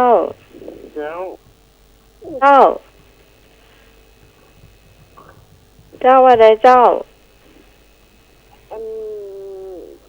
ว่าเลยเจ้าว่าไดเจ้าเขาว่าอันเนี่ยว่าเอาไปส่งเขาวัดอย่าเนาะส่งเขาวัดตัวอันนี้ก็บอกกินอันนี้ก็บอกเอาอย่าเป็น ใจเงาปิกบ้านอย่าจะขึ้นแง่ใจพอเข้าใจเจ้าคำถามพี่ถามมาเจ้าทบทวนเนาะเพิ่นว่าไปส่งเข้าวัดแล้วทีนี้ไปถวายพระบอกว่าอันนี้บัดฉันจะบัดฉันกะเอาปิกบ้านเหียเพิ่นมาห้ามอีแม่กับเจ้าแล้วเปิ้นปัดปอนเฮาหรือยังปันปอนก่อนเพิ่นว่าอันจะไปส่งเข้าวัดจำเนยเจ้าไปพาไปส่งไปละอะไรก็บอกกินอันนี้ก็มาเอาหมายถึงว่าพี่เดี๋ยวน้องหมายถามพี่ก่อนว่าไปส่งแล้วเนี่ยอันเปิ้นทับของปีไว้ก่อนแล้วเปิ้นปานปอนเฮอก่อนเปิ้นว่าไว้เวรเนาะไม่ใช่ไว้เวรเปิ้นว่าเวนค่ะเวนมันอย่าบ้านนั่นก็หนอบ้านนี้ก็เอาหนอแล้วเอาไปละเพราะว่าอันนี้มาเอานะมากินนะมาฉันนะมาชอบนะอย่าเอาพริกไปเตออย่ายังไงได้ก็พระก็จริงๆต้องจริงๆแล้วเปิ้นจะต้องฮับนะฮับแล้วก็ปั่นปอนฮื้อส่วนจะชันประชันนี่หรือว่าเปิ้นจะเอาปีกไปเนี่ยก็คือเขาก็ปีกได้เหมือนกันเพราะว่าเปิ้นฮื้อเอาแล้วเนาะแต่ว่าเปิ้นต้องปั่นปอนเฮาก่อนแม่นก็ท่านสมัครปั่นปอนแล้วก็นี่ก็ถ้าอันนั้นประสานก็เอาให้เจ้าแต่ถ้าเปิ้นมาฉันเองเขาก็ปีกได้เหมือนกันแม่นก็ให้ดงมาจ้าแต่ถ้าเปิ้นว่าอันขอนหลังคาละ100หลังคาละ100นี่อาจจะเป็นเงินประจำปีก่อเจ้าว่าก็บ่เข้าใจเหมือนกันน่ะถ้าหลังคาละ100ก็เหมือนบ้านน้องไหมก็คือเงินประจำปีของทางวัดเนาะเราต้องฮื้อวัดเพราะว่ามันบ่มีไผทำกับข้าวเนาะเจ้าเหมือนบ้านน้องไหมน่ะหลังคาละ100เจ้าก็ห้อมกันไปเนาะก็ได้อยู่หลายหมื่นอยู่เหมือนงบประมาณประจำปีนั่นนะแม่นละเหมือนงบประมาณประจำปีไว้ฮื้อต่างวัดต่างวาเนาะมันจะแล้วแต่เขาจะทำสมควรไปจริงแล้วแต่ว่าตั้งกรรมการเนาะเปิ้นจัดการกันเองจะมีการประชุมก่อนถึงจะเก็บได้เนาะไม่ใช่ว่าตู้เจ้าจะเก็บได้ใช่เจ้าขอบคุณเจ้านักเจ้าพี่เจ้าพี่สาวเหยิมก็เดียวก็โทรมาต่อเพลงนอกก็เดียวถึงปัญหาอย่างอ่อนแล้วเนอะพี่บุญเย็นเจ้าตอนนี้คือไผขึ้นก่อนเอาน้องไหมขึ้นก่อนบอกง่ายกว่าเนาะสวัสดีเจ้าสวัสดีเจ้าดักปิ้งสวัสดีเจ้าครับผมว่าไงครับเจ้า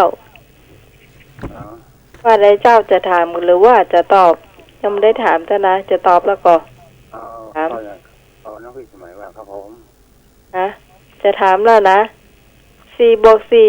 4เป็นเลขอย่าง4 บวก 4เป็นเลขอย่างจะตอบได้ตอบมาเลย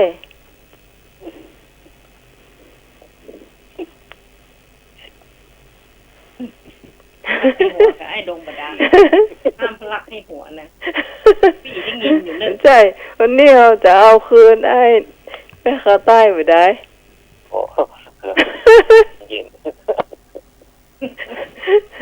แน่จริงตอบมาเลยแน่จริงอ่ะแน่จริงตอบมาเลยจ้ากันเลยคือว่าแน่จริงเจอกันกลางกอง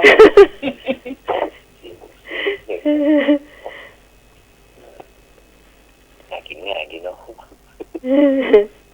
น่ากินง่ายจ้ะเอาตำมือเนี่ยตำมือเนี่ยไปตำมือเนี่ยเนาะ ไปตอบได้ตอบเลยได้เศร้า อยากตอบก็ตอบเนอะ ให้เด็กอย่างว่านอกเบอร์โทรศัพท์เนอะคนหน่อย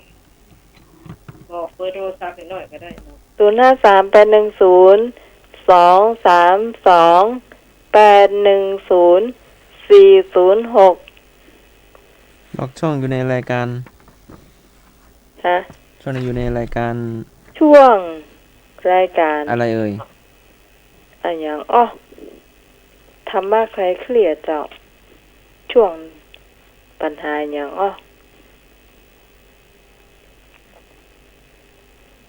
ตัวนกก็ชอบตั้งเขาว่าอัน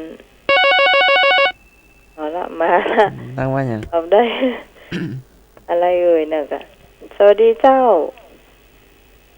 สวัสดีเจ้า ผมสวัสดีครับ เจ้าจากไหนเจ้า อ๋อจะให้ถามคนที่ตอบเลยเนี่ย ยืนตอบเลยเจ้า เจ้าอย่างก็ 4 บวก 4 4 บวก 4 เป็นเท่าไหร่ 4 บวก 4 เจ้า เรียกว่า 4 บวก 4 เป็นเท่าไหร่ หมออันนี้เรียกว่าที่อาจารย์ว่าที่2 เช้าเป็น4ที่5ใช่ไหม โทรจากไหนไม่รู้เนาะ โอ้เสียงไม่ไหว เช่าแล้วเนาะ เสียงใหม่ นี่เป็นหาเช่าเนาะ ใหม่เสียงนี้บ่เคยได้ยิน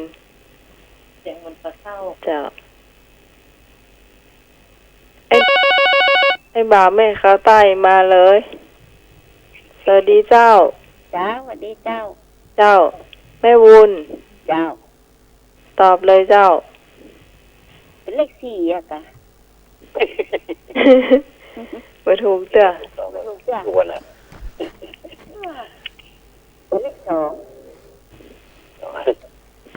บวก 4เป็นอะไร ได้2ก็ได้ ใช่เด้อ 4 บวก 4มันออกกวนๆหรือว่าแบบตรงๆกับเลขคณิต มันกวน มันควรละควรมันก็ได้ต้องให้แม่ขาดใกล้นะ ก็น่ากาแต่ว่าเฮาไปหน้าไหนอะ ไปฉลามเปิ้นแก ไปสลามเปิ้นวันนี้เฮาจะเอาคืนบ่ได้ คืนนี่ถ้าบอกว่าหางตะกร้าตอนนี้นะ เจ้า ที่ถ้าเดี๋ยว ยัง ว่า มัน มา เสร็จ นั่นก็ เดี๋ยวถึงมา เจ้า อันนี้เฮาบ่เฉลยค่ะ เจ้า คนหนึ่งอาจจะปวดเยี่ยวก็ชวนเพื่อนไปฉี่ก็เป็น2 คน ก็เลยบวกเป็น2 คน โอ้ ฮะ สวัสดีเจ้า เลข0ครับผม ฮะ เลข0ครับ ได้0โยมไม่ขอไตเนาะ ถ้ามันบวกเหรอครับผมจะได้ตายหมดแล้วครับ เป็นศูนย์ ของ จ้ะ กระเจเนาะ บวกกันครับ 4 บวก 4 เป็น0อีก 4 บวก 4 เป็น 0 เอ้าไม่เคยได้ยินนะ ถูกป่ะ บ่ถูก อ๋อยังบ่ถูก มันกวนๆหน่อย ใบบ่ได้มันมีกี่ใบล่ะจ้ะ เอาลองใบแล้วมันอาจจะ มันจะใบใหญ่เด่นนี่ ใบให้มันใกล้ๆคำตอบอะ มัน หรือว่าอ้อมๆก็ได้ ตอบ ถ้าใบก็ได้เลยนะ อันนั้นก็ใบไกลๆก็ได้ อืม ไก่ใบอย่างใหญ่ ใบไกลๆถ้าใบใกล้อาจจะเขาก็จะบอกว่ามันเป็นต่อว่าหยังคำตอบ เป็นหยังอีเตอ เจ้า มันเป็นเลขเด้อ มันเป็นของกินแล้วเป็นตัวเลขแล้วนี่ มันเป็นเลขนะอาจารย์ มันเป็นเมฆอ่ะ เป็น เลขก็ จากเลขมากลายเป็นเมฆเนาะ เลขนะครับ เจ้า ก็ตัวกลางมันก็คืออย่างนี้ ยกเมฆมาก็หรือว่าเงินหายเข้าไปกีบเมฆ ถ้าสมาคฟ้าเขาลกเขาดงไปนั้น ก็ไม่ยากเนาะเอาจ้ะ คิดนักเนาะทำกันนะ โย ส ม วัส มา ดี ช่วยแล้ว เจ้า เจ้า ม 4 บวก 4เป็นเลข4 2 ตัวเจ้า 4 บวก 4 เป็นเลข 4 2 ตัวเหมือนเดิม ถูกก่อนไอ้ดงมาดา ก็คือ44 มันถูกจะครับ นุ่มถูกเตื้อคนที่ตั้งปัญหานี้คือไอ้ดงมาดานะพี่น้องถามเลยเดี๋ยวเขาแหลกกันหรอเกือบไปละ ตั้งหลังมันเป็นเนาะ มันเป็น มันเป็นอะไรหยัง มันเป็น เลข4เนี่ยมันเป็นอะไรหยัง เลข ถ้าถามแท้ๆก็คือ4 บวก 4มันเป็นอะไรหยัง ตรงท้ายมันก็เลขนะ แต่มันไม่เป็นตัวไม่เป็นสัตว์เนาะ ไม่เป็นจำนวน คำตอบมีกี่คำ สวัสดีเจ้า เจ้า เจ้า เป็น44กะ มันเป็นเลขแล้วนะ มันบ่เป็นแล้วนะ มันบ่เป็นละ มันมาเป็นละ น้องใหม่บอกไปเฮตะกี้ว่ามันเป็นแล้วก็มีหั่นแหมเนาะแล้วก็ตรงท้ายด้วยเลขอย่า 2 1 เป็น 2 2 2 4 2 3 6 2 4 8 2 5 12 กะ เป็นสุคูณไปละ ใกล้วันหวยออก เน่าละเน่า ก็คือมันก็เป็นตัวเลขนะกะเจ้าตอนเฮาเฉลยเนอะ เป็นโจทย์เลขเนาะ โยมตอบเลย เจ้าว่าได้เจ้า ยัง00กะ ฮะ 0 ตอบ00 เจ้า ไม่ใช่เฉลยไปแล้ว คือมันก็เป็นตัวเลขเจ้า ตัวเลข เจ้า เจ้า เป็นตัวเลข มียายบ่าวแม่ค้าใต้ฟังแล้วเป็นยายพ่อง แต่ว่าเขาโดนอะไรอย่างเงี้ยมิสไซล์น่ะจรวดมิสไซล์จมจรวดด้วยบอยที่สุดอะจมมิสไซล์เลยเลยว่าคัน เจ้าไอ้บ่าวถามเลย แชมพูเฟซ่ากับซันซิลคิดกัน จะมีใครมาช่วยเหรอเป็นอย่างเหรอแชมพูเฟซ่ากับซันซิลคิดกัน จะมีใครช่วยเหรอ เฟซ่ากับเซนซิล เจ้า เฟซ่ากับซันซิลมันทะเลาะกันนะครับจะมีใครมาช่วย จะมีใครมา จื้อไผ่มาช่วย มันถึงจะดีกันได้อ่ะ กวนก็ ใครมาช่วยเหรอ แต่ว่ากวนกับบกวนมันมีแชมพูยี่ห้อหนึ่งที่ แล้วเขาก็จะ ที่มัน ตีกัน ไป นะ แชมพูเฟซ่ากับซันซิลไม่ถูกกัน เจ้าที่ต่อการทะเลาะกันเนี่ย เจอไผ่มาช่วยดี มาช่วยคืออย่างพี่น้อง เจอ เอาละ อันนี้เป็นปัญหาของละอ่อนนะเนี่ยสวัสดีเจ้า เจ้า เจ้า ลีจ้อยกะมาช่วยอ่ะ ดีจ้อยยังไม่ถูกเตื้อยังมีแชมพูอย่างแฮม นี่เห็นหลายอย่างนะ มี เขาว่าไป ว่าเหรอ ไปแล้วครับ ลีจ้อยเสร็จแล้วก็ แล้วก็โดบ ใช่ แล้วก็ มันของละอ่อนกะ เนี่ยปัญหาละอ่อนเลยเนี่ย แค่ เบอร์ดี้ จอนสัน แล้วตันกับถูกเตื้อ แค่กับมาถูก แค่กับถูกเตื้อ เอามีอย่างเดียวเป็นหนึ่ง มีอยู่นะพอไปเรื่อยๆแล้วนี่ถูก เนี่ย ซันซิลอ่ะ ชื่อมันบอกออกนี่ ก็ซันซิลกาแฟซ่ามันทะเลาะกันน่ะ อ๋อลืมไป เดี๋ยว มัน ช่วยดี เป็นอะไรอย่าง ถึง นี้ มันถึงจะ จะดี เจอกันได้ แล้วก็น้ำหมาข้าวก็เห็นคนโบราณใส่น้ำหมาข้าวนะ หมากข้าวใดน่ะ เอาเข้ามาหากัน จ่าน้ำหมากข้าว เคยเห็นอยู่นะเห็นยายหรือว่าแม่อุ้ยเคยใส่ผมอ่ะ มันมีอย่างแบบนึง มันมีแชมพูชนิดหนึ่งอ่ะ จ้าได้ละจ้า สวัสดีเจ้า สวัสดีเจ้า ดูไปแล้วเขาจะบอกเจ้าต้องขึ้นหน้ากาก ครับผม สวัสดีเจ้าแม่เขาใต้ ครับผมที่นิเซียบอกครับผม โอ้โห โอ้ เจ้านี่เป๊ะเลยแหละถูกต้องอันนี้ได้1 คะแนนเก่งนี่ค่อยเกี่ยวกันละ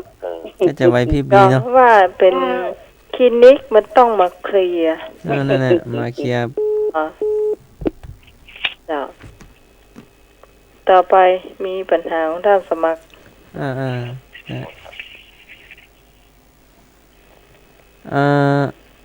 ครูอะไรทั้งชีวิตมีปากกาด้ามเดียว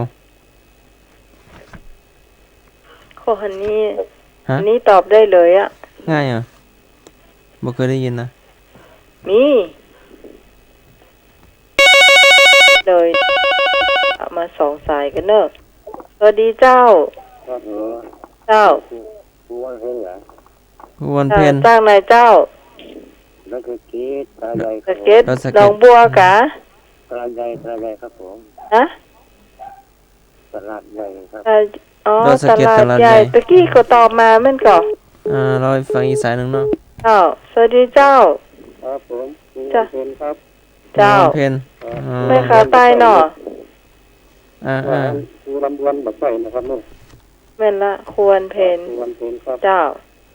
ครับครูคาถาประหารสักก้อนครับผมเจ้าครับคณะตัวผู้เสื้อผ้าจะต้องว่าตัวเบาๆครับอะไรนะทบทวนหน่อยมาตัวผู้เสื้อผ้าทำไมต้องตัวเบาๆครับเสื้อผ้าเวลาเปิดตู้เสื้อผ้าทำไมต้องเปิดเบาๆทำไมต้องเปิดไฟแดงไม่ใช่ครับเปิดเบาๆเปิดเบาๆครับต้องเปิดแห้งมาได้ครับผมเปิดตู้เสื้อผ้าทำไมเปิดเบาๆครับผมกวนก่อนกวนอยู่ครับผมว่าแล้วทำไมเปิดเบาเป็นได้ดงวัดได้เหรอถามว่าเยอะก็เวลาเปิดตู้เสื้อผ้าทำไมเปิดเบาทำไมต้องเปิดเบาๆบ่เคยได้ยินนะมันว่ากวนหน่อยดูครับกวนหน่อยครับเนอะกลัวผีเสื้อบินเนอะยังบ่ถูกครับกวนก็กวนหน่อยกวนเยอะแล้วกวนนิดหน่อยกวนนะครับมันดีนะครับกำลังน้ำลงนะครับครับหัวเสื้อผ้าสะดุ้งก่อนยังไม่ใช่เสื้อครับต้องเปิดเบาๆเราลองใบ้ๆหน่อยเบาๆเพราะอย่างไงที่ว่าอันที่ผ้าสะดุ้งกับใส่เคียงแล้วนะแต่ยังไม่ใส่เสื้อครับมีโยมมาตอบใส่เข้ามาเนาะสวัสดีเจ้าสวัสดีเจ้าไม่เฮียนเนาะเจ้าตอบว่าเขามีชุดนอนอยู่ในห้างเจ้าครับผมนอนจัดเต็มครับโมสังคูตอบว่าอะไรนะพ่อมีชุดนอนอยู่ในห้าง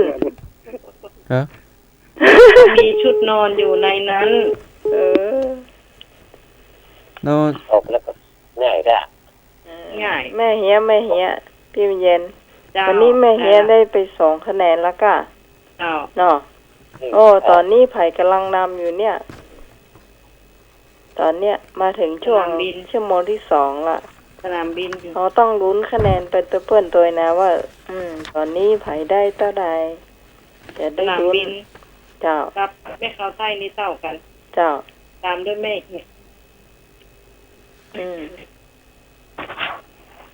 เจ้าทีนี้อันคำถามพี่บรรเย็นเพิ่งหนึ่งเจ้าเด็กเนี่ยหายไปไหนล่ะแม่ขี่จ้างเอาข้างๆไปก่อนแม่นะขี่จ้างแต่เอาข้างๆไปก่อนนี่คือเนี่ยแม่ขี่ข้างขี่จ้างนะหมายถึงเป็นแม่ขี่เป็นน่ะจะเอาข้างๆไปก่อนเจ้าคำถามพี่บรรเย็นเจ้ามันได้ยินแม่ขี่จ้างแต่เอาข้างๆไปก่อนอีกอะเจ้า รตอบได้ตอบมาเนอะ0538102328104046คำถามพี่บรรเย็นเจ้าแม่ขี่จ้างแต่เอาข้างๆไปก่อนเป็นสิ่งของเคยตอบกันแล้ว เป็นสิ่งของเนาะเจ้าไปให้ละเนอเป็นสิ่งของ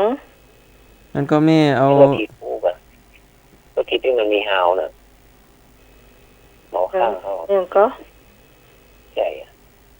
ใช่เชื่อแล้วก็ไม่อุ้มลูกเอาขนาบแอลแล้วก็เดินไปไปสิ่งของเป็นสิ่งของแม่เป็นขี่จ้างนะแต่เอาข้างๆไปก่อนมันเป็นแม่ขับรถเอียงข้างๆอ่ะนี่เอาก่อยเนี่ยใช่ไหมเป็นของโบราณก่อนหรือว่าแบบสมัยใหม่เราเนี่ย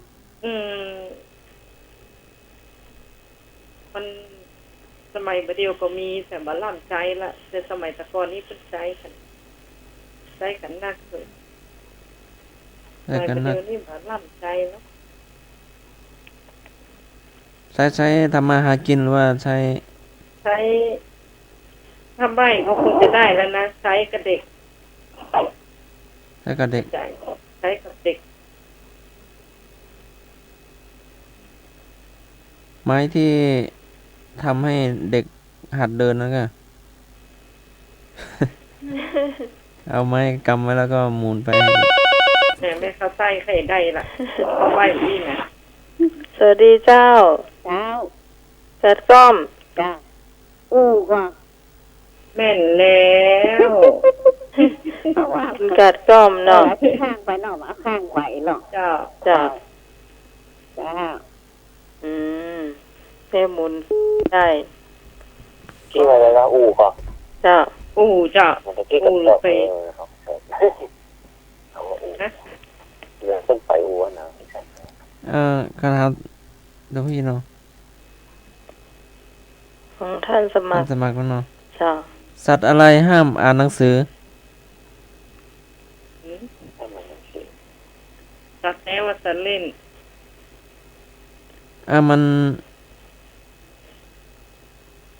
มันเป็นตัวภาษาไทยอ่ะแต่มันเป็นชื่อสัตว์นั่นน่ะแต่มันจะอยู่ในร้านหนังสือนู่นนะเขาจะเขียนไว้อ่ะสัตว์ใช่ไหมครับสัตว์อะไรเนาะสัตว์อะไรห้ามอ่านหนังสือ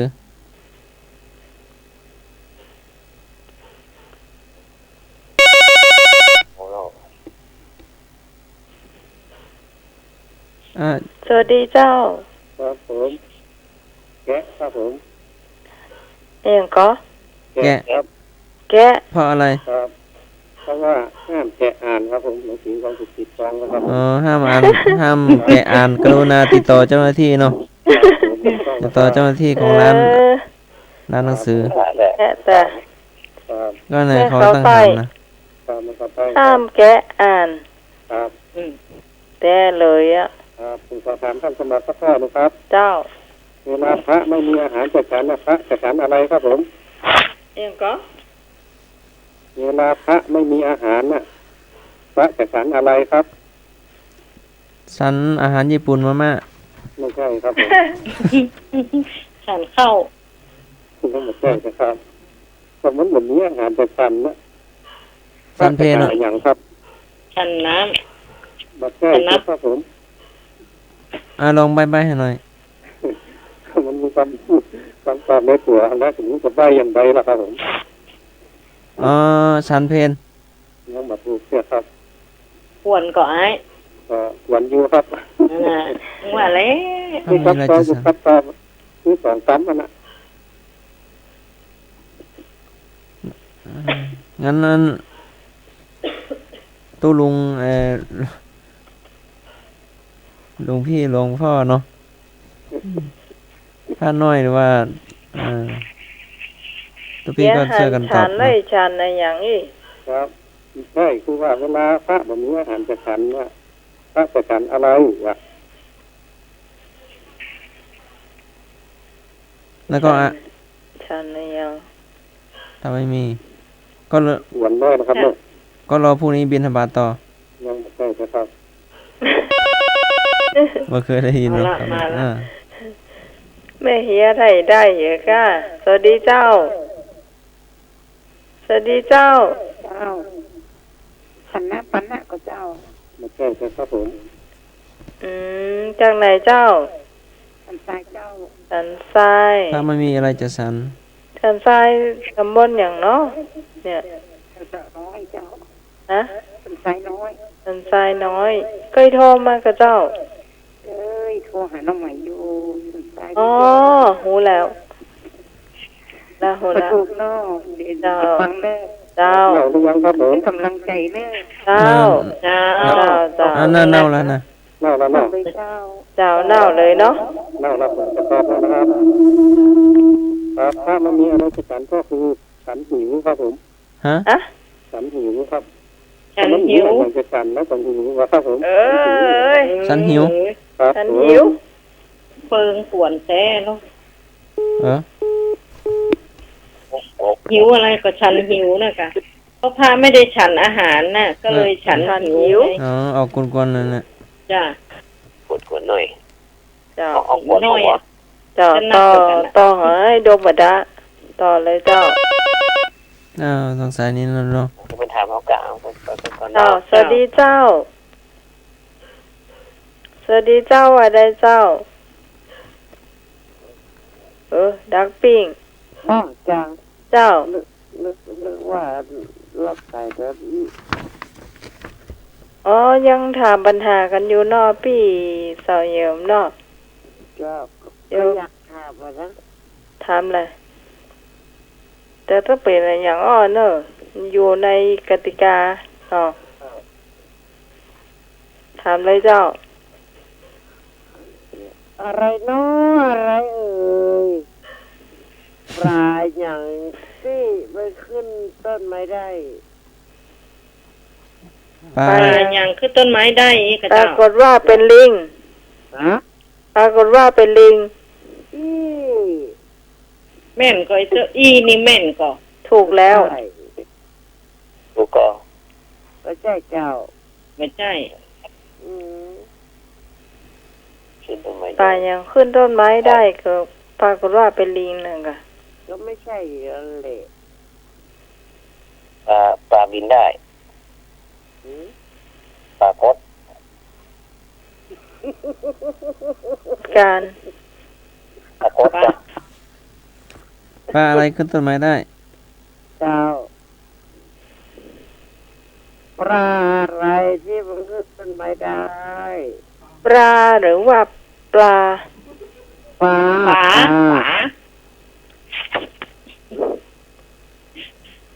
ฝา ปลา ปลาพด ปลาหยัง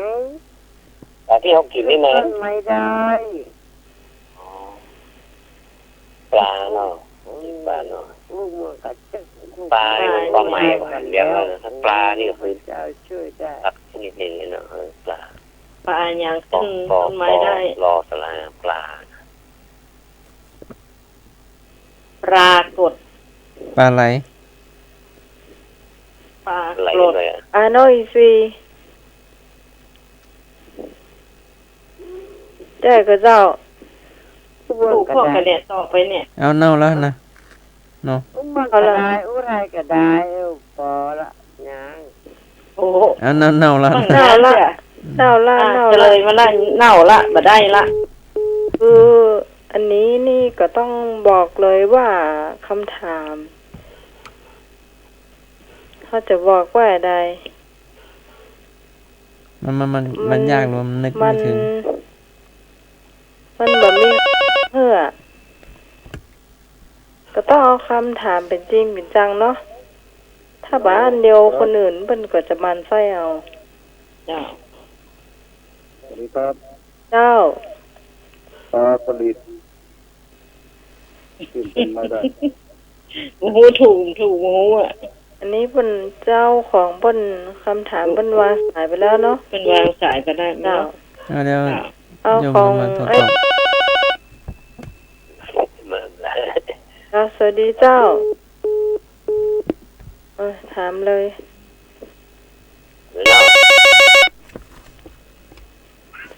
เจ้า ครับน่าจะเป็นปลาอินทรีนะครับผม ฮะ น่าจะเป็นปลาอินทรีนั่นน่ะ ตะกี้น้ำเหมือนต่อไปแล้วอ่ะ อ๋อ เปิ้นมาหันว่าใหญ่เลย ครับ เนาะ ครับผมแล้วผมก็ถามว่าปลาอย่างน่ากลัวที่สุดครับผม ไปก็ น่ากลัวที่สุด น่ากลัวที่สุดปลาฉลาม กวนแม่นู่ ฮะ กวนแม่นู่ ปลา ปลาฮิรัญญา มาถูกแค่ครับ หน้าตาปลากระเป้า มาถูกแค่ อากงก็เป็นผี ใช่ครับ ก็ สวัสดีเจ้า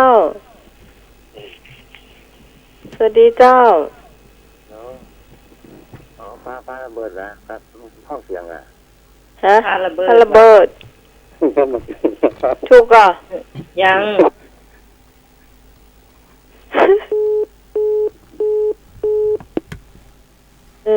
สายนี้รู้สึกว่าจะมา2-3 รอบแล้วนะ แต่ไม่ได้ถามว่าอยู่ที่ไหนเนี่ย ครับน่าเลี้ยง ปลา ครับ อันยังน่ากลัวที่สุด ปลาอะไรน่ากลัวที่สุด ปลาฉลาม มาถูกแค่ครับ มันตัวใหญ่เนาะ มันเป็นตัวนี้ มัน เนาะ ปลาแต้ว่าปลาปลอม เป็นกำเป็นกวนแม่ครับผม อ๋อ เอาเงินไม่ตัด กำพวนจ้ะ บักตรวจครับ บอกฝน ปลาขวน เป็นพวนเป็นแค่พวน ปลาพวนแต่ขวน บอกมันกวนกวน แล้วก็ พวนแล้วเป็นพวนเนาะ ปลาตาย สวัสดีเจ้า ครับปลาหมอ ปลาหมอ ครับ ตามหมอจากไหนเจ้า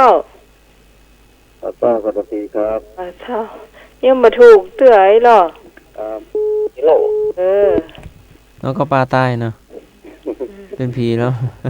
หนาวแล้ว อันนอกแล้วเนาะ เจ้า เจ้า ครับปลาก็ตั้ง50แล้วยังไม่มีแฟนครับผม ฮะ ปลาเข้าไปตั้ง ยังไม่มี 50 แฟนครับน่ากลัวที่ ยัง สุ เหมื ด อน ครับ มี ผม แฟนเป็นสาวสมังเคินเหรอ อั เนาะ นนี้อันก็เดียวรออยู่หันสักคำเดียวบัดนี้ขี่หาเกิง เรา มา คือ ก่อน สี่แยกนี่เด้อ แต่ว่าโหเจอแล้วกำนะ เนี่ยสี่แยกไม่ข่าวใต้ฮะนะรอเนอะ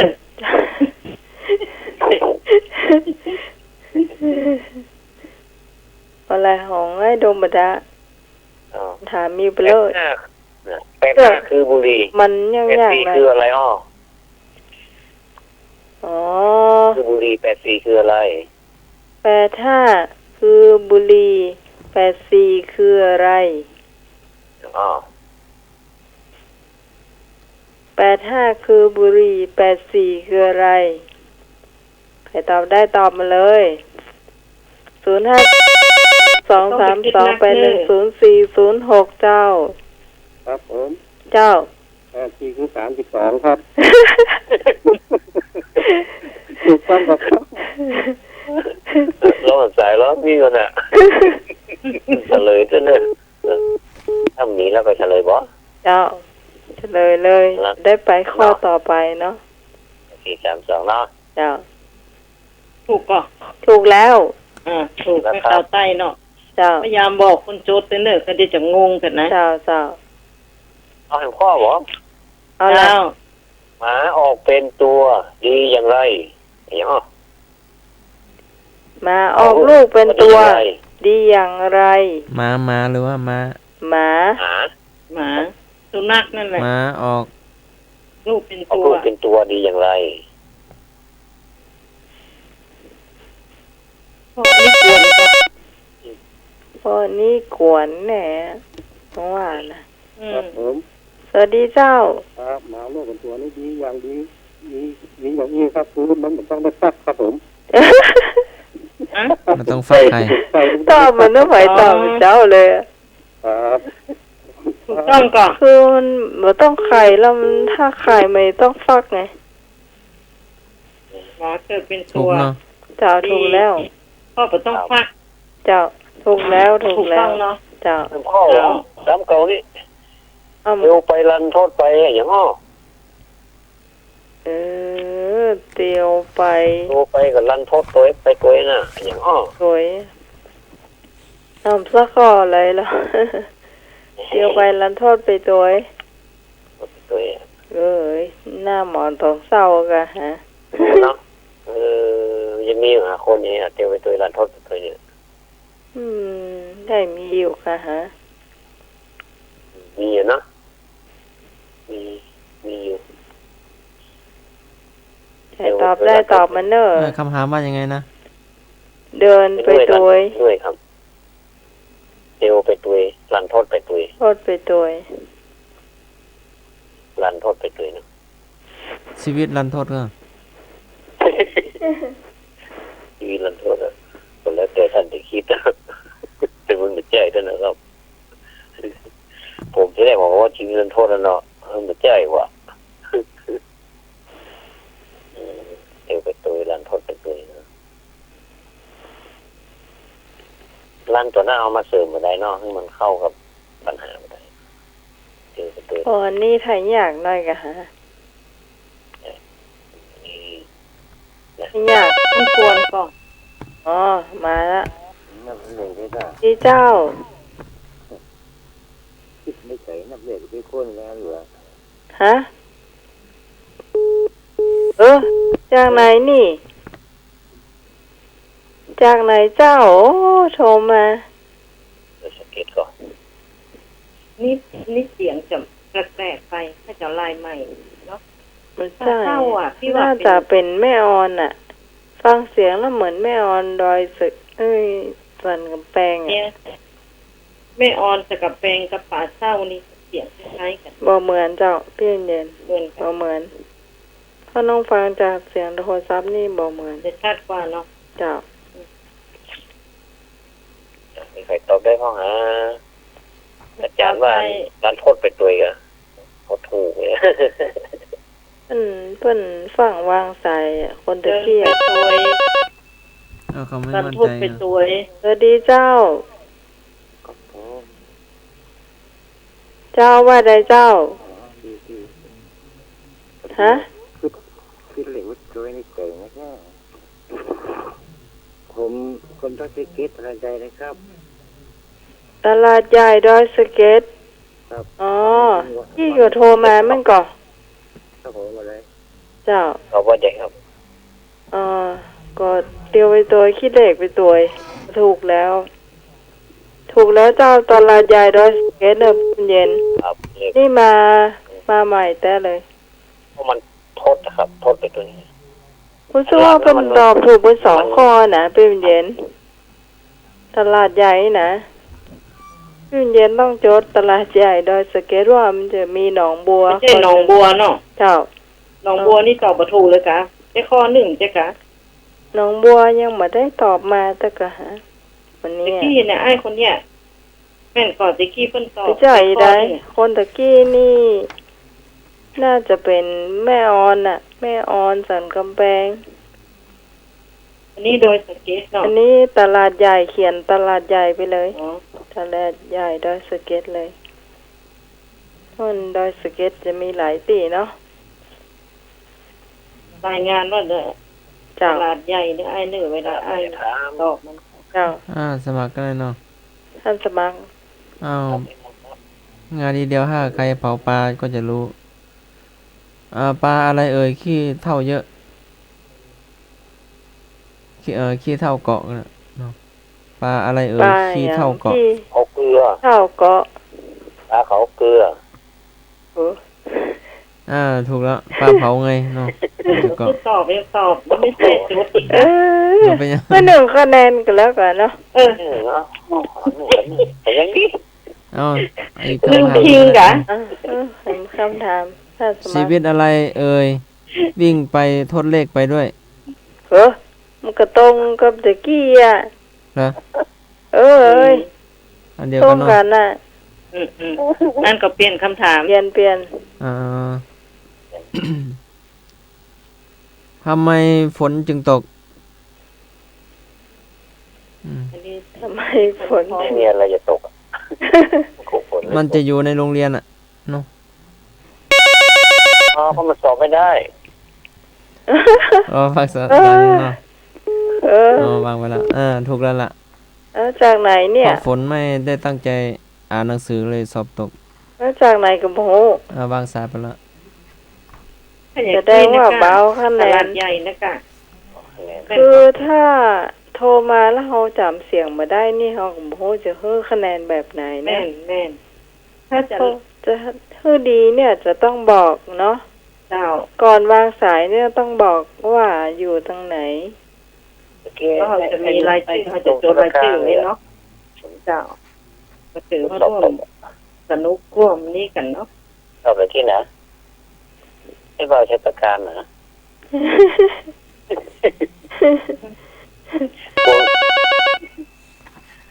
เจ้าสวัสดีเจ้า สวัสดีเจ้า อันที่ฝนตกแล้วนะ เจ้า มันก็เหมือนดาวตกแล้วนะ แต่มีอันนึงเขาร้องอ่ะ ทำไม ทำไม ดาวตกมันมาอ่านหนังสือมันครับผมอยู่ เจ้าจากไหนเจ้าจากไหนเจ้าโทรจากไหนเจ้า คือแค่ที่สมัยก็มันรับการสมัครนะครับผม เจ้าจะว่าใดนี่ ว่าอย่างก็ บางทีก็ตอบว่าพ่อกบมันร้องนะเนาะทำไมฝนมันตกพ่อกบมันร้อง ว่าอย่างก็น้อง อ๋อ ต้อง แล้วเรา ได้ยินกะว่าชื่อน้องก็ทันสมัครอะไรอย่างก็บ่ฮู้ สวัสดีเจ้า ที่จิ๊กคือที่อย่างครับ ฮะ อะไรเอ่ยที่จิ๊กคือที่อย่าง ขี้จิกจิก จิ๊ก จิกจิกขี้จิกจิกคือขี้อะไรเนาะ ครับผม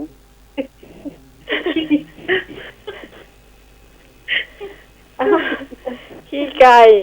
ถูกต้องครับแล้วที่ใหญ่ๆที่นะครับ เราค่อยหัวไว้จะตอบ แล้วที่ใหญ่ๆนะครับที่อย่าง ขี้จาง ที่กลางด่าง ฮะ ที่กลางด่างที่อย่าง อ๋ออั ขี้ น กัน นี้ นั่ง อันนี้แสดงว่าจะเอาคำมาต่อกันนี่เนาะ ครับถูกต้องครับ ที่จิกนี่คือขี้ไก่ ขี้ ขี้ ให ให ญ่ ญ่ ๆ คือ ขี้ ขี้ จา จาง ง ขี้กลางล่าง ขี้กันนั่ง จางล่างกับขี้คนน่ะกะ ถูกต้องครับ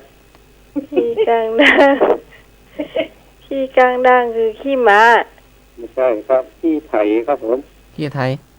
ที่ไถ อ๋อ ขี้ไทยที่รถ ไถ ไทย ครั นะ บ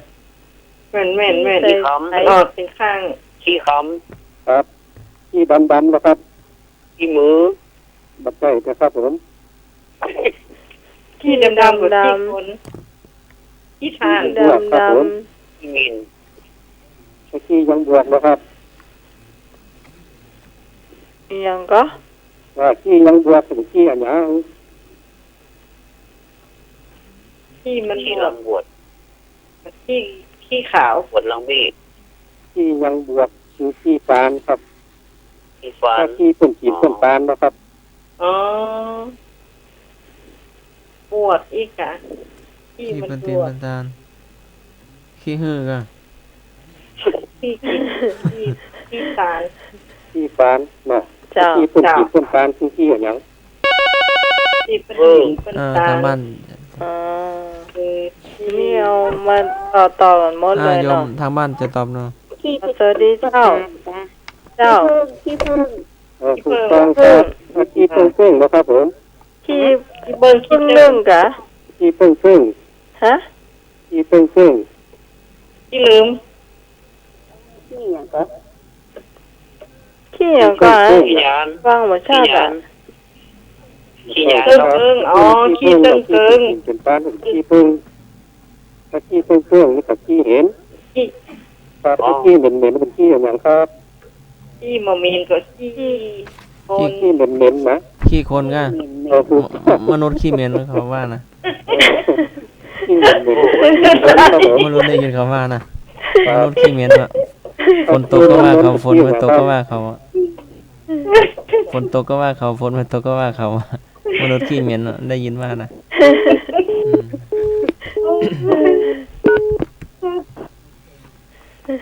ดีนะยังตอบได้ผ่องเนาะน้องไหมเนาะ เจ้า โอ้ โย ยมให้เขาไต่ตรงมาไหมเนาะ แม่ขับใต้ยาวๆเหยียดเลย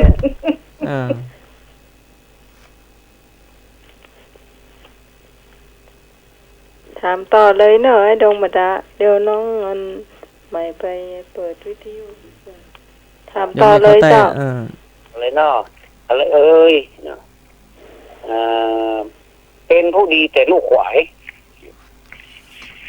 เป็นผู้ดี เป็นผู้ดีแต่ลูกตื่นสายเป็นผู้ดีแต่ลูกขวายเนาะ เป็นผู้ดีแต่ลูกขวายเนาะตื่นสาย ขี้เกียจสลังยาวอ่ะ เจ้าสวัสดีเจ้า สวัสดีเจ้า ไม่เหี้ยเนาะ จากไม่เหี่ยเจ้า เจ้าตอบว่าอย่างเจ้า ต่อว่าดอกคุณน้อยตื่นสายเจ้า เจ้าถูกแล้วเจ้าคุณนายตื่นสาย เจ้าไม่เหี่ย เฉลยได้บ่มีใครโทรมาแล้วเนาะ ถูกแล้วแม่เฮียมันถูกแล้วเจ้า คุณนายตื่นสายเนาะ คุณนายตื่นสาย เอาแหมเนาะ เจ้า เป็นใบปัจจัยปุจจาอยู่บนบกนี่ฮะ เป็นใบ ใจปุจจาอยู่บนบกเอาสามคำนี้มาเป็นรวมเป็นคำเดียว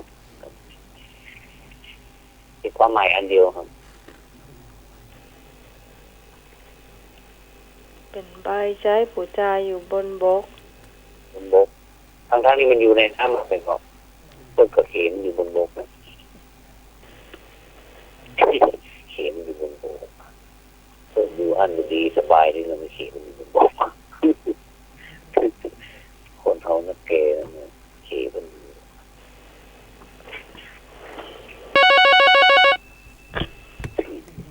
เจ้าสวัสดีเจ้า เจ้าใบบัวบกอ๋อ โอ้เก่งแต่ว่าเก่งที่ไหนครับ จับต้อม ก้อม กัดกอม เจ้า นี่แสดงว่า ก้อมนี่เป็นเก่งแต่ตอบปัญหาแบบนี้นะ แกเขาท่าดีแต่ เจ้า บ้านเฮาห้องที่หวานนะฮ้อนเหมือนไฟฝ่ายบ่ไม่เป็นยาเย็นภาคกลางเรียกห่างสัตว์ดูร้ายชนิดหนึ่งคืออย่างอ้อ เอาใต้ได้แน่เลย สวัสดีเจ้า สวัสดีเจ้าบ้านของจระเข้เจ้า โอ้เก่งก็เอาคนนี้ ไม่เหียเนาะ เฮีย ไม่เฮียนี่ตอบนะนาทีจะถูก คนชัด เพิ่นตีปัญหาได้เจ้า คนแน่ใจแล้วก็จะเข้าโทรมาละ เจ้า เป็นอาหารเสริมชนิดหนึ่งมาแจ้งหัวหน้าที่อยู่ในป่าเขาอันนี้เคยถามอย่างเนาะเป็นอาหารเสริมชนิดหนึ่งมาแจ้งหัวหน้าที่อยู่ในป่าเขาคนจบใจอะครับดีนะเพราะมันดีอะ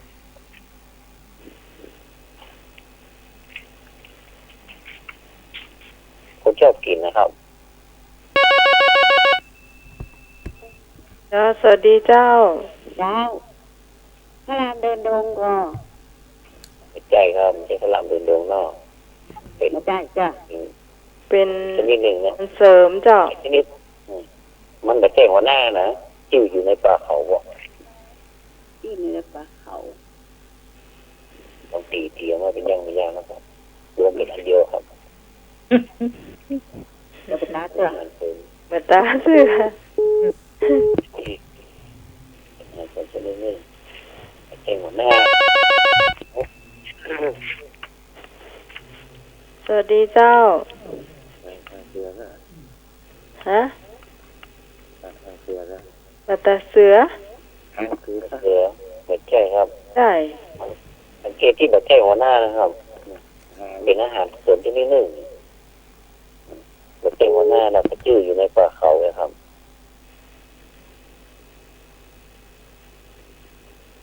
ไม่ใช่ประกาศเสือนะครับไม่ใช่มันอยู่ในป่านั่นแน่ๆครับอยู่ในป่าผม ยิ่งดวงประดานี่หันชัดขนาดเลยพระองค์กับต้นไม้หรอต้นไม้เนี่ยเขาโลกกันเป็นแถว ยังแฮปปี้เย็นน้องก็ยังนึกบอกเลยเนี่ย ลองท่องคำถามเนาะ เป็นอาหารเสริมชนิดหนึ่งนะครับหลายชนิดก็ได้มาเต้หัวหน้ายื้ออยู่ในป่าเขา ใช่ข้างหน้าก็คือลูกน้อง มันมีหลายชนิดเหมือนกันนะเดี๋ยวนี้ผมถามว่าชนิดหนึ่งนี่ มันเป็นเห็ดหรือว่าเป็นสัตว์หรือว่าเป็นสิ่งของ ชื่อเป็นซาว่าเป็นสิ่งของว่ะ สวัสดีเจ้า สวัสดีเจ้า น้อยก็มีคนก็มี ตอบว่ายายก็ สมุนไพรเจ้า สมุนไพร แจกไหนเลย แล้ว จากไม่เหี่ยเจ้า เนี่ย แม่เหียสมุนไพรถูกแล้ว ต้องครับ เจ้า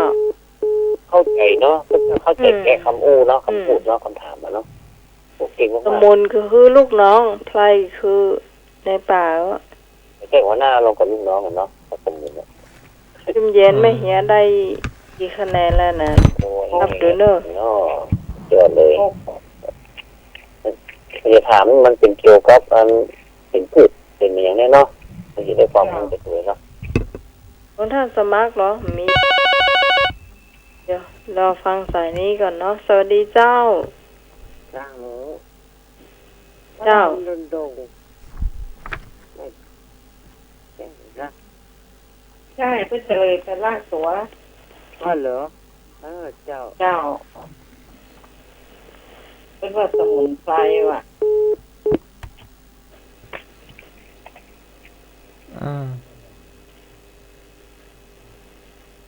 เอาคำถามนี้หน่อยเนาะอะไรเอ่ยเวลาเรายืนมันห้อย เวลาเราเดินมันแกว่ง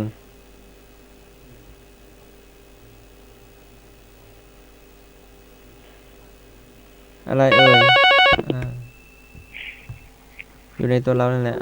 แต่ว่าไง ค่ะจากไม่เหี่ยเจ้า เจ้า ตอบว่าแขนเจ้า อ๋อไม่เหี่ยเนาะ ครับ เอาอีก เจ้า สาม ส นี้ วัส เนาะ ดีเจ้า แขนครับ แขน แขน ยมเมฆเขาใต้เนาะ ครับผม อีก เอา สาม สวัสดีเจ้า เจ้า จาก เราอยู่ไปเด้อ เอาต่อว่า เจ้าตอบโดยเปิ่นก็ว่าได้เจ้า ว่าตอบเพื่อนๆละเล็กไทยเจ้า เลขไทยเจ้าเอาเดี๋ยวท่านสมัครเฉลยเนาะสาม สมัครเฉลยเนาะ สายละ เพราะว่า3 สายละ แกว่งแขนว่า แปลแขวนอันก็แม่เฮียได้เนาะ ใช่ครับ ก็แม่เขาใต้ ครับที่ไหนได้ แม่เฮีย แม่เหียเนาะ เจ้า ยีน้องใหม่ไปปิดวิทยุ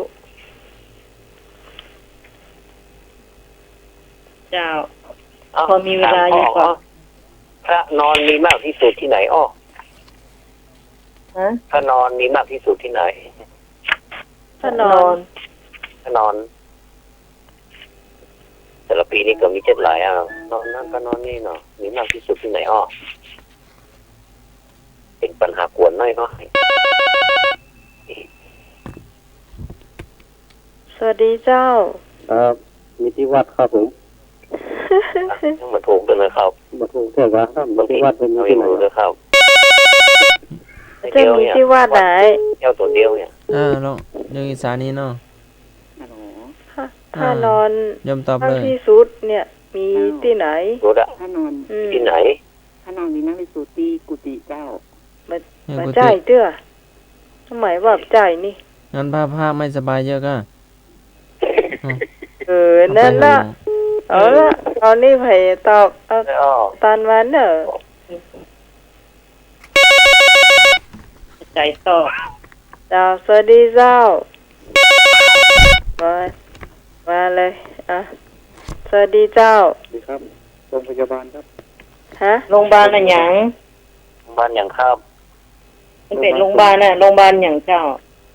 โรงพยาบาล โรงพยาบาล มีเหตุการณ์ไหม พยาบาลอะไรคะ ตัวหนึ่ง สงฆ์ โรงพยาบาล ลุ้น ตัวหนึ่ง จ้ะ เจ้า ยังต้องตอบเต็มเจ้า อีสาน แต่ก็ไม่บุญว่าใดเจ้า โรงพยาบาลส่งเจ้า เจ้า อันนี้ไม่ตามเขาเนาะ ห้องนี้เต็มเลยเนาะ อันนี้เบิ่นมาแบบนั่นเหรอ เกือบจะเต่ากันเนาะ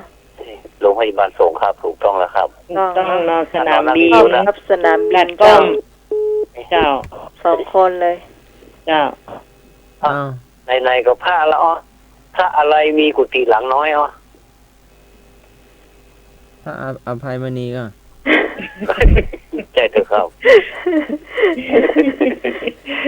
วันนี้ใจเถอะครับอาจารย์พระอะไรมีกุฏิหลังน้อยอ๋อไหนก็ผ้าละอ๋อ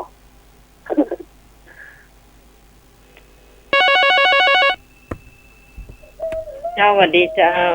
เจ้า เกิดก้อม ถ้ารอด ตลอดยังใจเถอะครับ ตรงนั้นถ้ารอดมันองค์น้อย อะไรมีกุฏิน้อย อย่างตอบเป็นกุฏิแต่นะกุฏิแต่ก็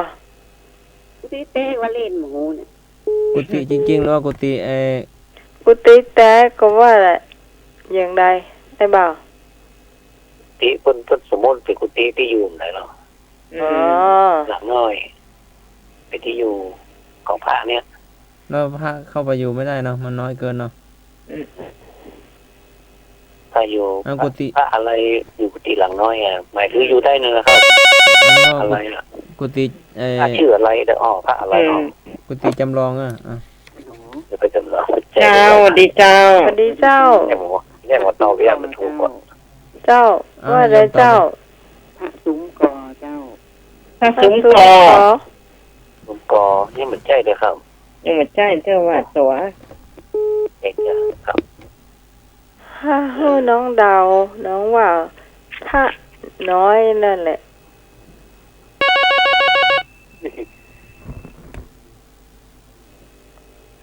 กูบ้านกูเจ้ามันชอบมีเหรอ ถ้ายืนเหรอ ถ้ายืน บ้านหลังเจ้ามันชอบมีเหรอพระนี่นะอยู่กุฏิหลังน้อยอ่ะ สวัสดีเจ้าอ๋อโหละสวัสดีเจ้า เจ้าละ ตอบก่อนตอบก่อนว่าใด ตอบเลย อยู่กุฏิไหนทำสายหนึ่งเนาะสวัสดีเจ้า น้อย สารพระภูมิครับ สารพระภูมิ สารภูมิภูกรโยม ผมถูกแล้วครับ สารพระภูมิ นะครับพระภูมิครับพระภูมิ ถูกแล้ว จะมีกุฏิหลังน้อยไหมว่าล่อมันจะไม่สูงเลยหรอ อ๋อ อ้าว ต่อไปท่านสมัคร เวทมองแล้ว ที่สนามบินเนาะ เอาปลาอะไรเอ่ยไม่ออก ไข่ตันครับ โอ้ แม่สาวใต้ ครับผม เจ้า ถ้าเวลาเขาจะซื้อล้อเขาพอที่ไหนครับผม ฮะ เวลาเขาซื้อล้อซื้อเกวียนเขาพอที่ไหน เวลาไปซื้อพอ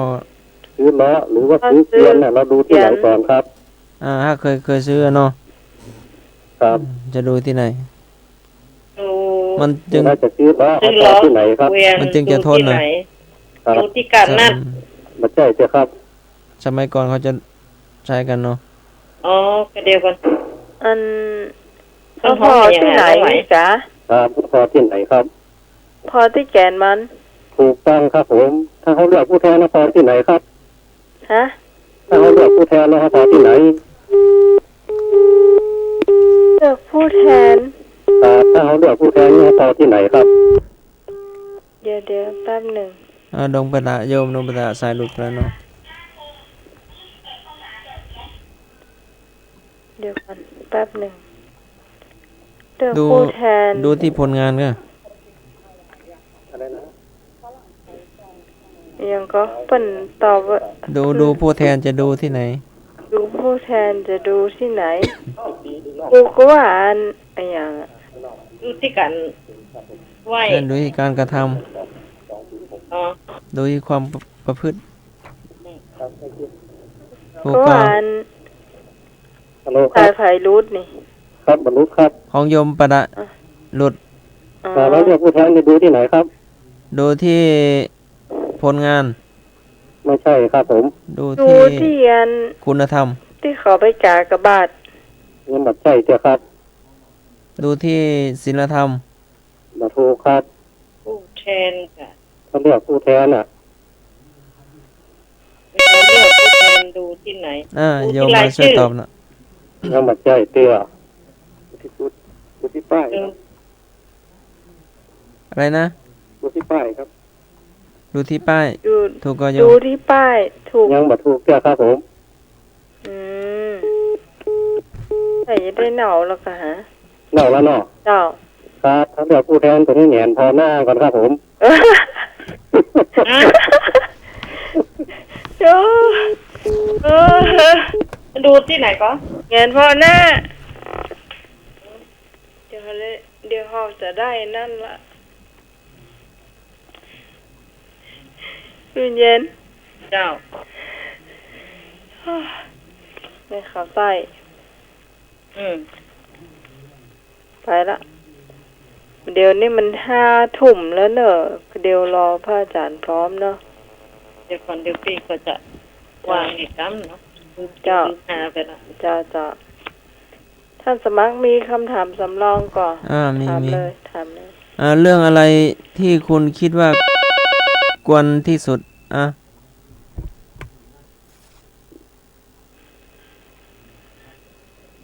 โยมถามว่าเรื่องอะไรที่คุณคิดว่ากวนที่สุด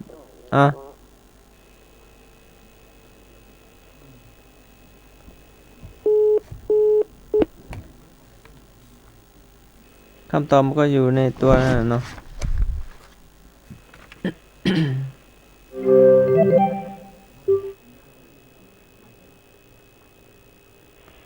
มีใครตอบได้ยัง ยังเลย ถ้ายังไม่ได้ก็จะได้เฉลย อยู่ เรื่องอะไรสวัสดีเจ้า สวัสดีเจ้า เจ้าไม่เหียเนาะ รถที่สวนนะเจ้า อยู่ที่สวน เจ้า อยู่ที่กวนอีเนาะ อยู่ที่กวน รถที่สวนกวนที่สุดนะเจ้า อ๋อดูที่สวนกวนที่สุด เจ้า อ๋อเป็นตามวันนี้เนาะ เจ้า ถูกไหมท่านสมัคร มันอาจจะถูกของโยมแต่ยังไม่ถูกในอันเนี้ย เฮ้ยยังมาถูกจังหวะคือเวลา จาก ต่อ รถ แผ่ ตั น นนั่นนะประโยงเนี่ย โยมประโยค ประโยง ว่า ค่ะ ผมไม่รู้ประแข่งนะเจ้า โอ้ย น่าจะถูกของโยมแต่ว่ายังไม่ถูกในตรงนี้เนาะนั่นเฉลยก็ได้เฉลยว่าเรื่องอะไรผมจะบอกคุณ เรื่องอย่างคุณจะผมจะบอกคุณว่ะ ฮะนี่ใช่ธรรมดามันก็กวนสุดๆเลยนะโอ้ เจอกับไอ้แม่เขาใต้สกรรมเนาะ เจ้า สี่แยกแม่เขาใต้ขนาด เจ้าปอกันเลย เจ้า ตอนนี้มาถึงช่วงที่3แล้วเนาะชั่วโมงสุดท้าย เป็นชั่วโมงกันทายปัญหาเพลงเนาะเจ้า บอกพระอาจารย์พร้อมหรือยัง พระอาจารย์พร้อมก็ขึ้นเพลง จ้า ได้เลย0538102232810406226058เจ้า สายว่างตึง3 เบอร์แล้วเนอะคุณผู้ฟัง เจ้า ก็กำลังฟังธรรมะใครเครียดอยู่เนาะ เจ้า เราจะมีทุกวันเสาร์แล้วก็วันอาทิตย์ทีมงานของเราก็พยายามที่จะทำผลงาน เจ้า คือคุณผู้ฟังถูกใจเจ้าคอมโพสบันนักแต่ใจฮักเจ้า เจ้า ถ้าอย่างไงพิพานยายก็ตักเตือนมาได้หรือว่าแนะนำมาได้เนาะน้องใหม่เนาะ เจ้า เพราะว่าเฮาก็บ่ฮู้ตัวเก่าว่าเฮาไปจัดไปแล้ว เจ้า ตามแนวนี้ ผู้ฟังทางบ้านเพิ่นชอบก่อยเนาะ เจ้า คือความคิดเห็นหรือว่าคำแนะนำได้ ก็ เจ้า ถ้าบักกล้าโทรมาตั้งสถานีก็มีเบอร์น้องใหม่อยู่เจ้า เลยเจ้า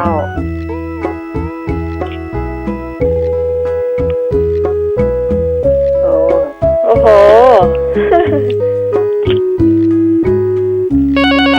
ใจ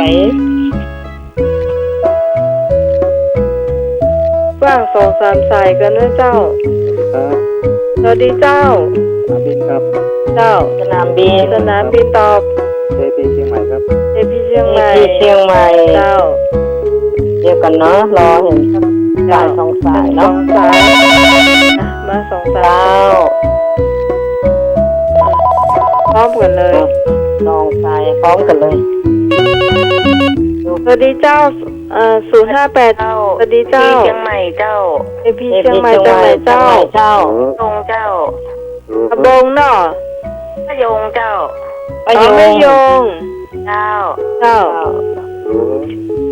เจ้าจากไหนเจ้าสายต่อไปเจ้า ตอบเลย ต่อมาเลยเจ้าฟังเสียง ต่อเลย ค่อย เจ้า ๆกันเลยเนาะสมัครได้ยินไหม ฉัน คะ ไม่ยงไม่โจเนอะ เจ้า ที่เรียนไปนะสวัสดีเจ้า ครับเจพีเชียงใหม่ครับ เจ้า เรียกเขา เป็น ใต้ ข่าวใต้เนาะ คล้ายๆกับครับผมเพลงหนึ่งครับผม ฮะ มันดนตรีที่เพลงแต่ว่าอันเจพีเชียงใหม่แต่ดนตรีมันคล้ายๆกับฟ้าสถานบินสะเทือนนะครับผม อ๋อเจ้าทำนองมันเนาะ ครับ เจ้า แต่คล้ายแต่เนอะ อืม คล้ายแต่เลยอะพยาป้าไปล้มหัวเนอะเอาหมูเหลืองเขาไป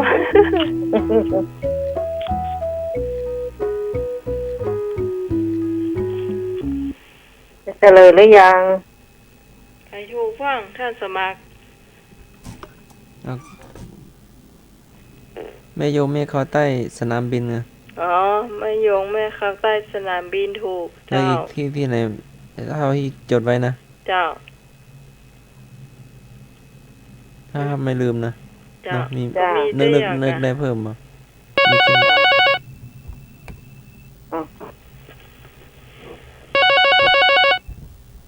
ด เจ้าสวัสดีเจ้าเฮ้ยพูดเนี่ยอะ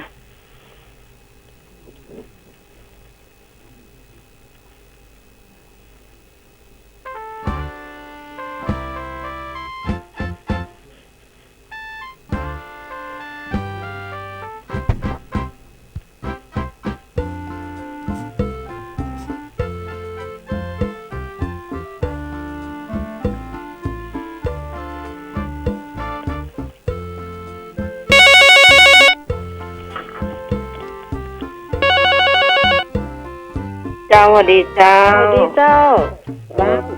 มาได้กัดก้อม ครับปากกลางครับผม ฮะ ไม่เข้าใต้ ปาซาง มดปากกลาง คนรักปา ปากกลาง เจ้าตัดก้อนนึง ไม่เข้าใต้ว่าอย่างก็ เขาใต้ว่าอะไร ปากกลางหรือว่าอันมันรักปากกลางนะครับ มลรักปากกลางหรือปากกลางแล้วเนาะเจ้าเห็นสายเจ้า 58ตอบเลยเจ้า เจ้าพะโยงเจ้าพะโยงว่ายาย พยงตอบว่า บนรักปากกลางเจ้าบนรักปากกลาง อีกสายหนึ่ง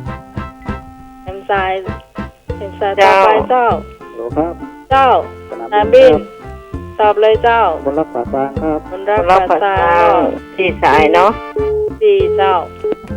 เฉลยหรือยัง เฉลยท่านสมัครถูกไหม ตามโยมบ้านน่ะ บนรักปากกลาง อยู่เพื่อ แม่ขาวใต้เนาะ เจ้า แล้วก็แม่โยง สนามบินแม่ยงแม่เขาใต้ แล้วก็อย่างแหมกัดก้อม หืม สี่สายนะสี่สายตะเกียมี เดี๋ยวก่อน สนามบิน แม่ขาวใต้ แม่โยงและกัดก้อม แม่นละค่ะ เจ้า จำก็ได้แล้วเพราะใจอยู่กับโทรศัพท์กดแล้วก็วางเนาะ เจ้า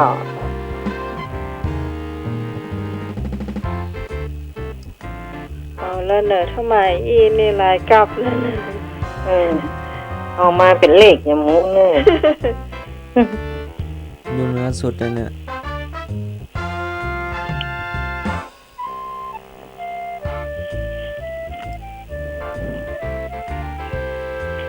อ๋อหูละเพลงนี้หูละ เขาห้องแล้วเพิ่นตอบมาเลยอ่ะ สวัสดี เจ้า เจ้าว่าใดเจ้า คือว่าลำลึกครับ จังไร ลายลำลึก ไร แม่ เจ้า ขาใต้เนาะ กลางครับ ฮะสันกลางเนาะ สันกลาง กลางสันกำแพง เดี๋ยวก่อนสันกลาง สัน กลาก ลาง ง เจ้า อีกสายหนึ่ง แปรเจ้า แล้วก็ เจ้า คือว่าลำลึกครับ ลายลำลึก นำบิน นามบิน ต่อไปเจ้าลายลำลึกจาก จากไหน จากไหนก็ ไม่โย แม่ ง ยงเนาะแม่ยงสายที่3 อ่า แล้ว สา ต่ ย อ ที่ ไป สี่ สา เจ้าย ที่4เจ้า ครับยังไงลำลึกครับ เชียงราย ลายลำลึกไม่ขาใต้ ข้าวใต้ เอาสี่เฉลยหรือยัง หมดแล้วทบทวนเนาะ เจ้า สนามบิน ไม่เข้าใต้ ไม่ยง สันกลาง สันกลางตอบก่อนเนาะ จ้ะ เจ้า สันถูกกอ ถูกกะ ถูกแล้วเนอะ เนาะท่านสมัครเนาะ คือสองหมดแล้วเนาะ เจ้ามันมาไล่เรียก มันไล่เรียกกัน สายมันก็เต็มเลย เจ้า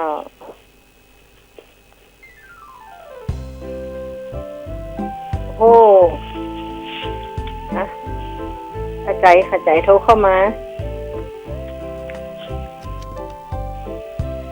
เอาเพลงนี้ม่วนนะ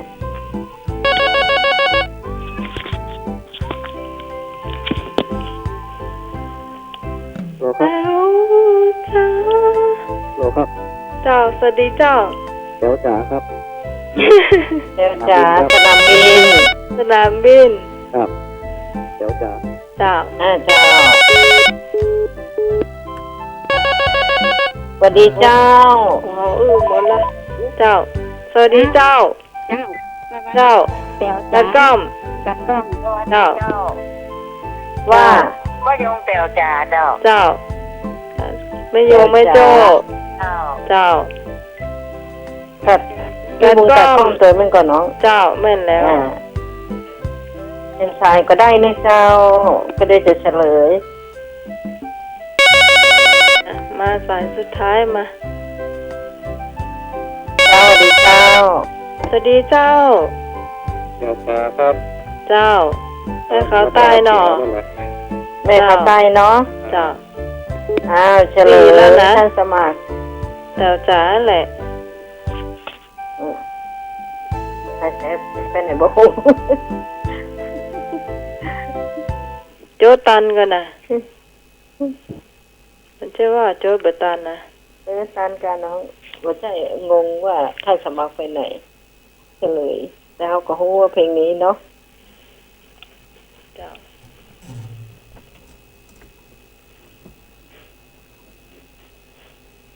ท่านสมัครไฮเซฟ ถูกทุกคนเนาะ จ้า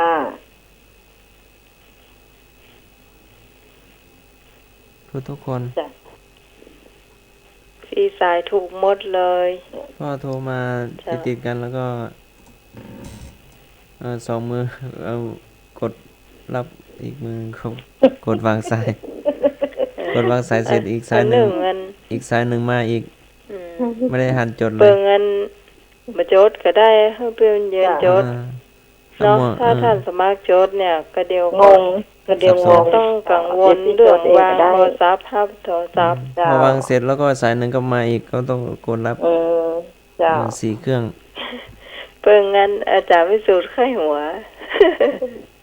ตอนนี้ยังเอา เป็นระวิงเลยอ่ะ ไอ้ฝายากระมงไอ้บังตัวกดของโยมพิสมัยไว้ กลัวไปกดห้องข้าเจ้าอีหรอ เดี๋ยวเนี่ย เราโหพระอาจารย์จนพร้อมอย่างเนาะ ถ้าบางครั้งถ้ากดกำลังโยมกำลังคุยอยู่ก็ขออภัยเนาะขอสมา เจ้า บางทีไม่ได้ตั้งใจว่ามัน มันนักล้ำไป มันก็เผลอเพราะนั้นเนาะ เดียวนี่มันมี3 4 5เนาะ5เครื่องนะ ตอนวางสายมันไม่ได้บอกว่าเครื่องสีขาววางแล้วนะไม่ได้บอกเนาะ มันเสียงวางสายเหมือนกันตุ๊ดๆเหมือนกัน มันถ้าวางมันก็วางกันหมดเนาะ บางทีก็ต้องเอาหูไปใกล้ๆโทรศัพท์ว่า บางทีเพิ่นกำลังโทรมาคือกดวางสาย ว่าสายไหนวางสายไปแล้ว ใช่ พระอาจารย์หายไปไหนแล้ว มีภารกิจอยู่รอแป๊บหนึ่ง อยู่ ขายให้ลมไป กับ ก่อน อาจารย์อยู่อาจารย์ทำ ขายให้ลมไปก่อนเจ้าก็บางทีอย่างเรื่องคะแนนอย่างนี้ก็ช่วยกันจำอย่างน้องใหม่กับพี่ช่วยกันเนาะบางทีเสียงมันคล้ายๆกันน่ะ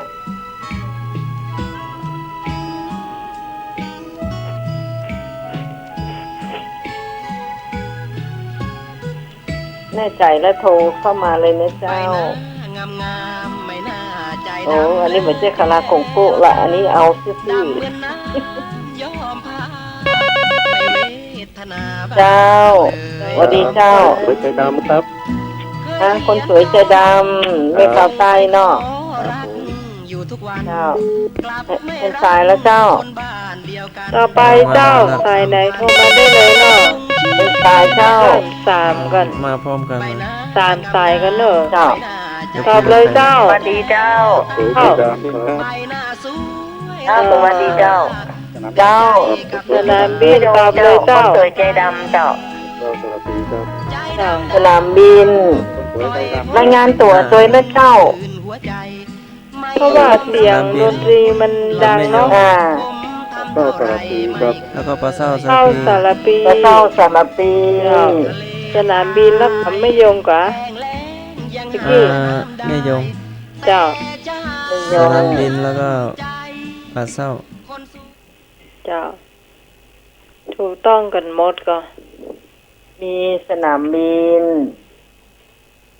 ใช่ไหมท่านสมัคร แม่ยง ไม่ยงปลาเศร้าสารปี แล้ว ปลาเศร้าแล้วก็เป็นอย่างก็ไม่ยงเนาะก็อีกคนน่ะ เข็มคน ใคร เข็มไผ่ ให้เขาใต้ก่อน แม่เขาใต้ แม่น สายแรก ได้ อ๋อแม่เขาใต้ต่อมาสายแรก สายแรกที่มันเย็นพักอยู่ เจ้า เจ้าเนี่ยบางทีมันงงเนาะ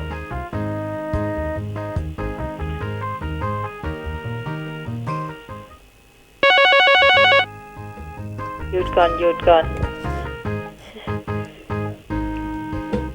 นี่คาราโอเกะละเจ้าสวัสดีเจ้า เจ้าได้ยินเสียงกับเจ้าก็เพิ่นมาแน่ใจกันเลยไปตอบเสื้อ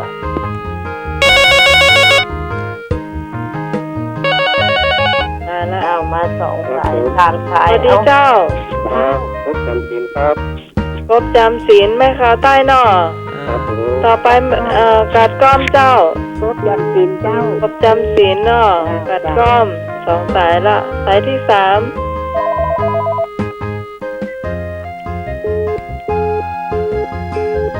เจ้า ผมจำสินครับสนามบิน สนามบินสายที่ 3 ต่อไป แม่ขาวใต้กัดก้อม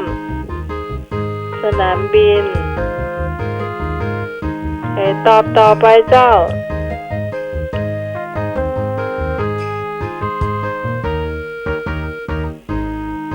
คงหมดแล้วเนาะ3 สายแล้ว แต่จะเข้ามาก็ได้เลยเจ้าสายหนึ่ง สวัสดีเจ้า ผมจำสินครับ กบจำศีล จาก จาก กลางก็ ดีครับกระเจ้าครับ ปลาเศร้าสาร ปลา ปี เศร้า เนาะ สารปี เจ้า โอเค4 สายแล้วเนาะ เจ้า ถูก 4 ต้อง สาย นะคะท่านสมัคร ถูกต้อง ถูกต้อง จ้าสนามบินแม่เขา แม่ ใต้ เข้าใต้กัดก้อม กัดก้อม ปลาเศร้า กัดก้อมปลาเศร้าเจ้า ปลาเศร้าสารปี เจ้า คราวนี้ไม่ยงมาตอนเปิด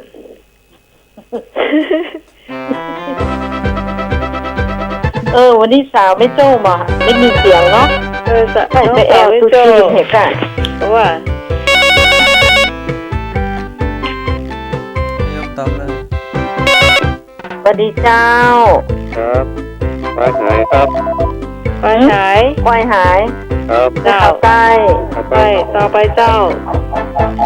ฮัลโหลครับ สนามบินต่อไปเจ้า ไปหายครับ เจ้า ควายหาย สอง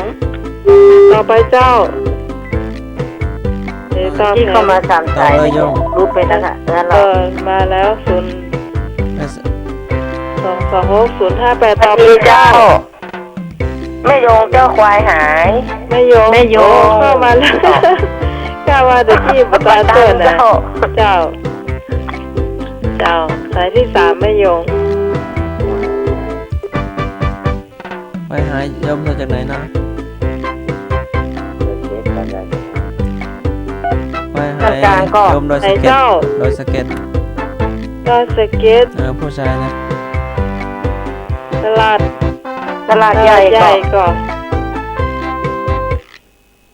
เจ้า ถ้าดอยสะเก็ตถ้าเป็นกาดใหญ่นี่ตลาดใหญ่นี่บอกว่าตลาดใหญ่นี่เจ้า คือบอกตัวเนอะว่าตลาดใหญ่นะ มันจะมีหนองบัวแต่เนาะ ตัวสะเก็ตลายนอนกว้างเนาะ เจ้า นั่นตะวงมีแม่ขาวใต้เนาะ เจ้า สนามบิน ไม่ยง แม่ยง โดยสะเก็ต แล้วก็ดอยสเก็ตนี่ ตลาดใหญ่ ตลาดใหญ่น่าจะเป็นตลาดใหญ่เนาะ เจ้า เจ้าไปหาย ถูกต้องแล้วเนาะท่านสมัคร ขณะนี้คุณผู้ฟังกำลังรับฟังรายการธรรมะคลายเครียดชั่วโมงสุดท้ายเจ้าเป็นการทายปัญหาเพลงอยู่เจ้า เจ้า จะมีทุกวันเสาร์แล้วก็วันอาทิตย์3 ทุ่มถึงเที่ยงคืน เจ้า ทีมงานทุกคนเจ้า ชั่วโมงสุดท้ายนี่เราจะปิดเพลงเนาะ เจ้า ทายกันทายก็ชื่อเพลงก็ได้คะแนนแล้วเนาะ เจ้า เจ้า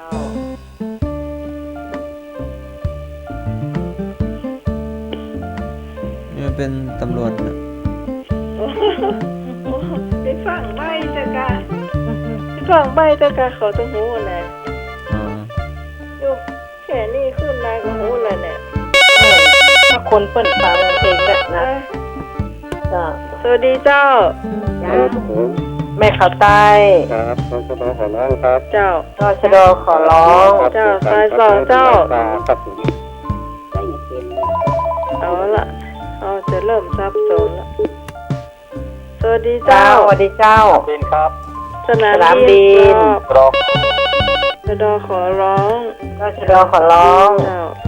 หรือแม่เขาใต้สนามบินผ่านไปแล้ว ต่อไปเจ้า แล้วก่อนไม่โยงมั้งก่อน ฮัลโหลฮัลโหล เจ้า ไม่ ไม่ โย โย ง ง ก็ว่า ว่าใด กัดกล้อง เปิดกล้อมกะอ๋อ ไม่โยงเจ้าตชดขอร้อง อ๋อไม่โยงต่อชดอขอร้อง ต่อชด กัดกล้อม ไม่โยงซวย เออ แม่ยงแม่ ไม่โย จ่าง ยแล้วเนาะ ก็กัดกล้อม จ้ะ กัดกล้อมก็ เล ต่อย ฮะ แม่ เลย ก็ภาษา ต่อชดขอร้อง แม่แล้ว จ้า21โอ้21วะเอาละเดี๋ยวจะงงแล้วเนอะ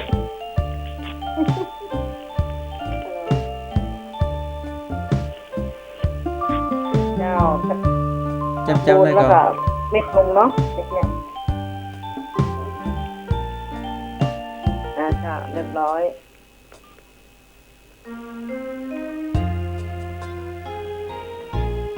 เพลงนี้ผมม่วน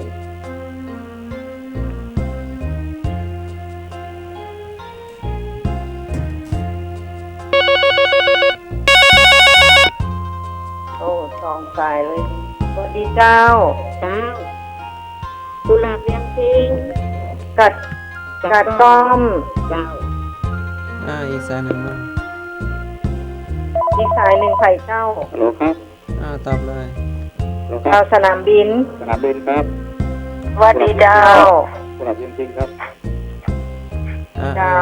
แล้วเห็นซ้ายเจ้าป้ายงเจ้ากุหลาบเวียงพิงเจ้าไม่ยง3สายเนาะ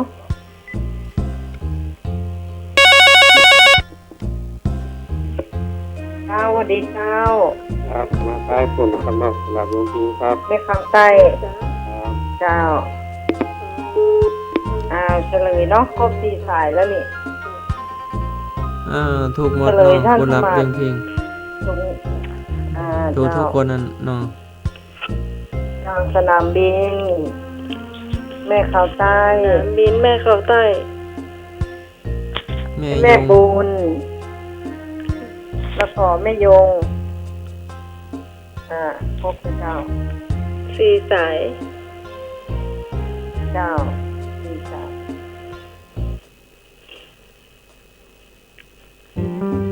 น้องหมาย เจ้า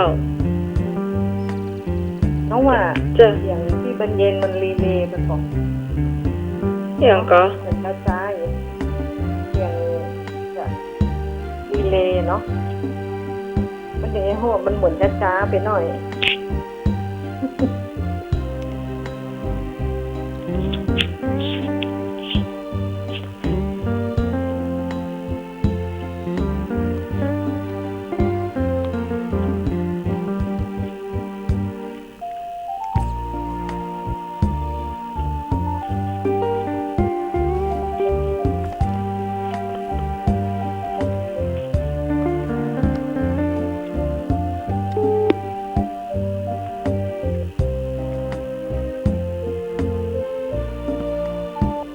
โอ้เพลงนี้ถ้าจะยากเป็นได้เนาะ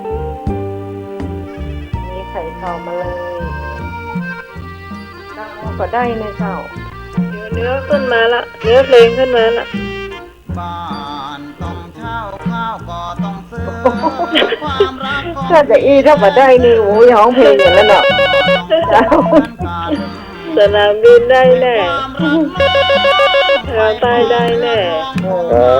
บ้านเจ้าข้าวซื้อครับ บ้านเจ้าเขาเนาะ เราบินได้แน่ สนามบินครับ เจ้า สนามบิ บ้าน น เช่าเข้าซื้อครับ เงินแสนไหน วันนี้น้องแม่โจไปไหนครับ เลย สาวไม่โจ้หายแซ่ แซฟ ไปฉลองตุ๊ ลง จี ใจ นอ จะ ยู่ ไปเอวงานไม้ดอกไม้ประดับ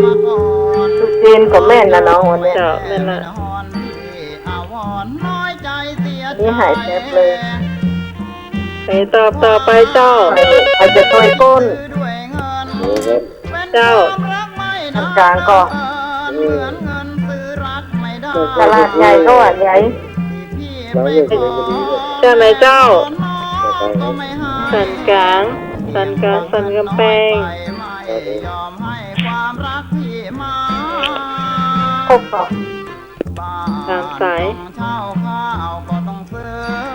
ครบหรือยัง ทุกอย่างมันคือน้ำ สายที่ มนมองน้ำตาน้องหน้า 4แต่ก้อมบ้านเช่าก็ซื้อบ้านเช่าข้าวซื้อ ครบแล้วเนาะท่านสมัครเฉลยถูกต้องกับเจ้า เข้าซื้อ เจ้า ถูกต้องเนาะสนามบิน แม่ แม่ ข่าว เขา ใต้ ใต้สนามบิน แล้วก็บุญกัดป้อม แล้วก็สันกลาง เจ้า 2 คนหลังนี่ต้องคนละ1 คะแนนนะ 2 คนแรกก็ พันทิ้งระยะจ้ะ จ้ะ เจ้าทิ้งระยะห่างหน่อยเนาะเจ้า 2 ท่านแรกนะมาพร้อมกัน เจ้า มันทิ้งห่างไปหน่อยก่อน มันทิ้งกันแล้วนึ่งเบิ้ลต่อไปแล้วไง เจ้า เพราะว่าต่อไปเป็นหมื่นเนาะ เจ้า เจ้า ได้เงียบกันหมดเลยท่านสมัครฟังจื่อเพลง กำลั แล้ ง ว เลื เป็ อก น เพล ไง งอยู่ใจเย็น ถูกทุกคนเนาะ กันไปก่อน เจ้า 4 คนเพลงนี้มันต้องรอ เพลง ละ โมนี่เซตหมดเลยอะเดี๋ยวเถอะ ใครจะกดได้เว้ยเนาะเจ้าสวัสดีเจ้า ครับยอมตายก็ครับ แม่ค้าใต้ เป็นขาวใต้ครับ เจ้า ยอมตายเพราะพ่อตาครับ เจ้าต่อไปเจ้าสองเจ้าสนามบิน สนามบินยอมตายเพราะพ่อตาครับ เจ้า ตอบเลย เจ้าตอบเลยเจ้าสันกลางเจ้าย อมตายเพราะพ่อตา เจ้า สัน เหมือน กลาง กันเลยเอาละ อ่า อันนี้เพิ่นมาไล่เลี่ยกัน เดี๋ยวรอถึงคนเนาะ เจ้าตอมสักสายหนึ่งสายสุดท้ายนี่อาจจะได้1คะแนนเนอะ โทรมาเลยเนอะ เอาใครจะตุย เจ้าตายเพราะพ่อตา ฮะ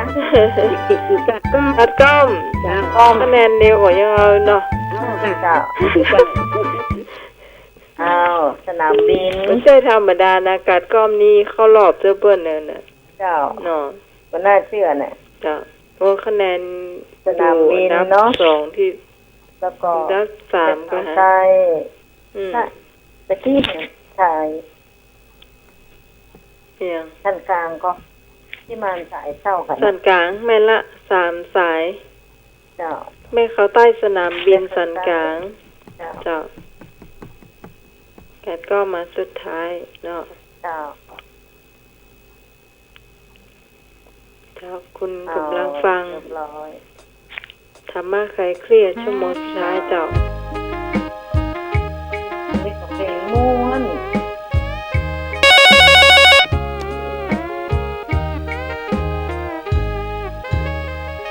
เจ้าจ้างไม่ เป็นครับนายโรงแรมครับ ฮะ นายโรงแรมครับ ในโรงแร แร ม มเจ้า สนามบินเนาะ สนามบิน สายแรกสายสองเจ้า ครับคุณนายโรงแรมครับ เจ้าแม่ข่าวใต้เนาะ ไม่ทำได้ครับ เจ้า2สายหันไป โอ้มาก2สาย มา เล พร้อย มกันเลย เจ้า เราสระปี ปลา เศร้าสัตว์ ปลาเศร้าสารบีตอบว่าใส่รุดเข้ามาอย่างนี้เจ้า เจ้า แอมเจ้า เองก็ ผู้นายโรงแรมป้ายงเจ้า พยงก็ เจ้า พยงไม่โจ้ในโรงแรม โรงแรมเจ้า เดี๋ยวแป๊บหนึ่ง คุณนายโรงแรม ในโรงแรมกัดก้อมเนาะ เจ้ากัดก็ บุญกัดก้อม เจ้า เจ้า ใส่ตะกี้รถไปเหีย น่าเสียดายเนาะ เจ้า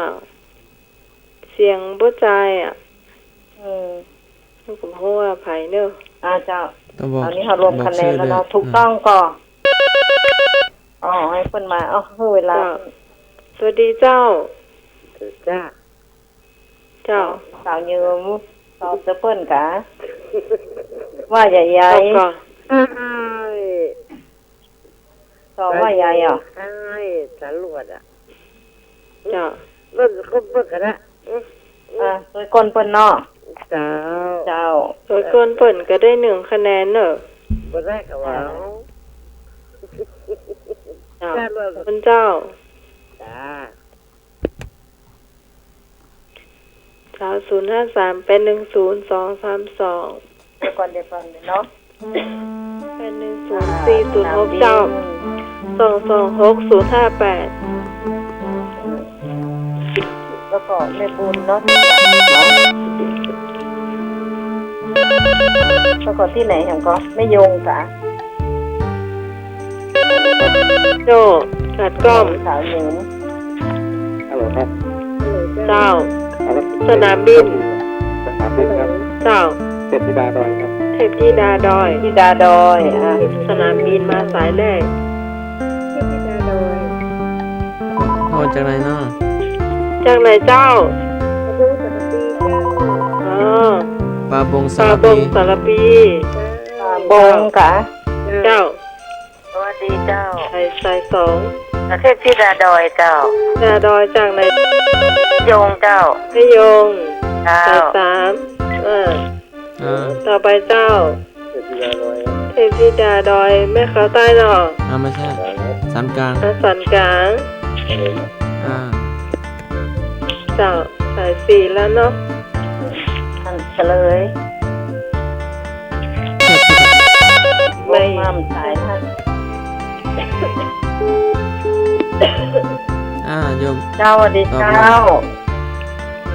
เจ้าตอบเลยเจ้า รู้ไปยัง หลุดไปสายหนึ่งเหลืออยู่สายหนึ่ง รู้จ้ะ บางสายทั้งสองละ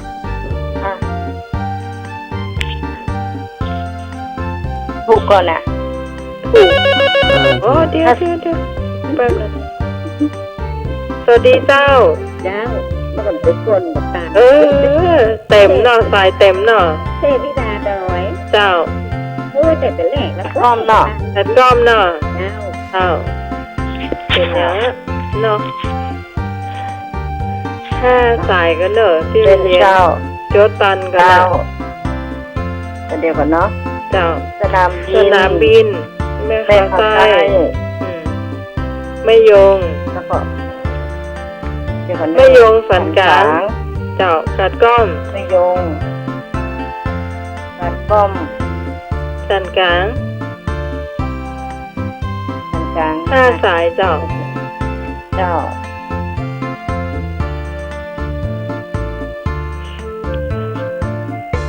เปิงไม่ยงว่าเราไม่ยงให้เป็นแม่กานี่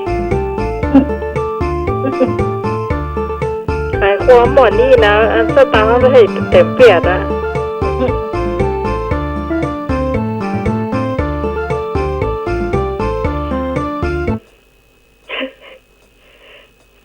ว่าได้ท่านสมัครถ้าขายความหมดนี่นะสตางค์ให้เต็มเปียด ก็จะรวยไปแล้วกัน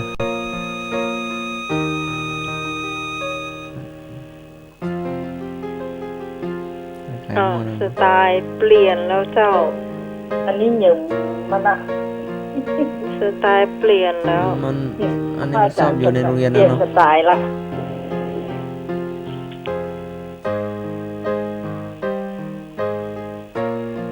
เพื่อชีวิตก่อน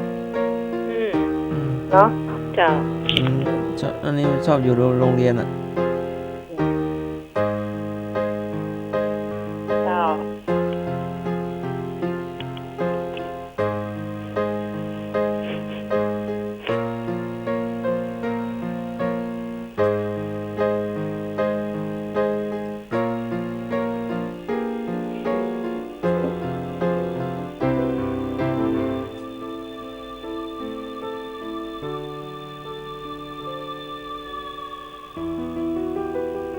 เรือรักกระดา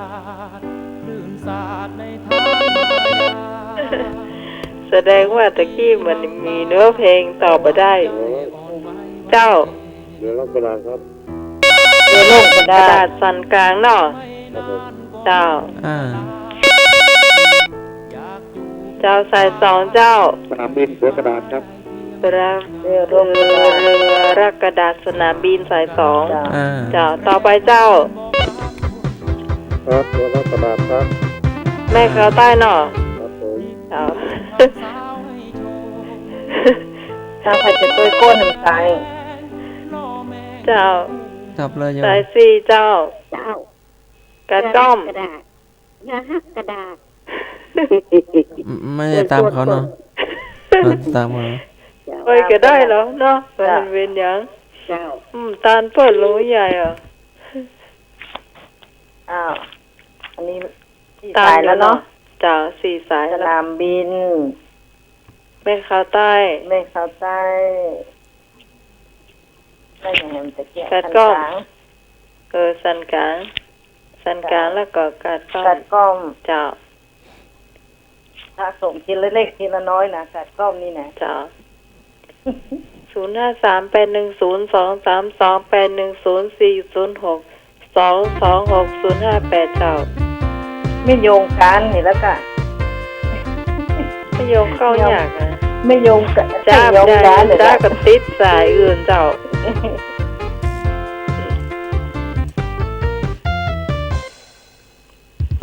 นี่ตาไม่ค่อยดี ที่เพิ่นกดแล้วสี่สายไงท่านสมัคร โคตรยันตะว่าก็ได้หรอก ไม่โยง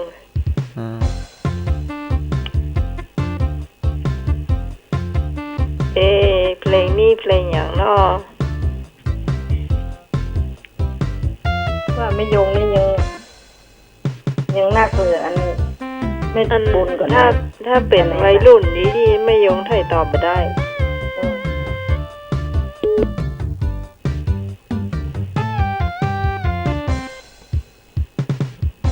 จากปีเงินหมดใครเดาบ่ถูกเลยเพลงอย่างมาละเนื้อเพลงมาละเจ้าเนื้อเพลงมาละอันนี้เนื้อเพลงเจ้าตามไม่ค่อยดี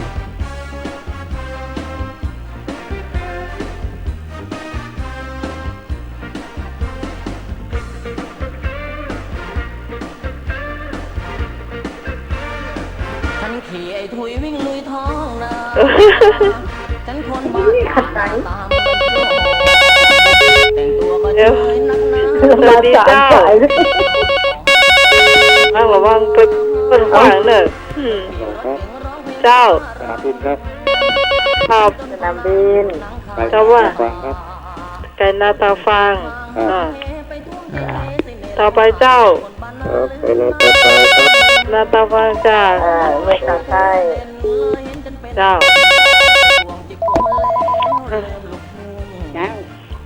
เจ้ากัดก้อมไม่ยงอ๋อไม่ยงเจ้าทางละหนอกกันนี้นะกัดก้อมตัวอ๋อกัดก้อมไม่ยงหมดแล้ว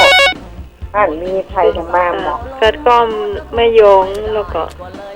สายที่5แล้วเนอะสายที่5ละต่อไปเจ้าตอบเลยเจ้าต่อไปเจ้าไก่นาตาฟังฮะต้องไม่โจกเลยดิห้วยทรายโอ้โผล่มาเดียวแสดงว่ารับการตื่นเนี่ยฮะ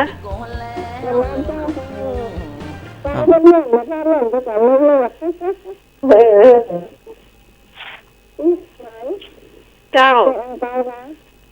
เอ๋ก็โอ้อ่างเปาแล้วเฮาก็ลังขอจากคนอื่นแล้วยังไม่ได้เดี๋ยวได้นักมาแบ่งกับพวกเนื้ออ่างปงอ่างเปานี่นะ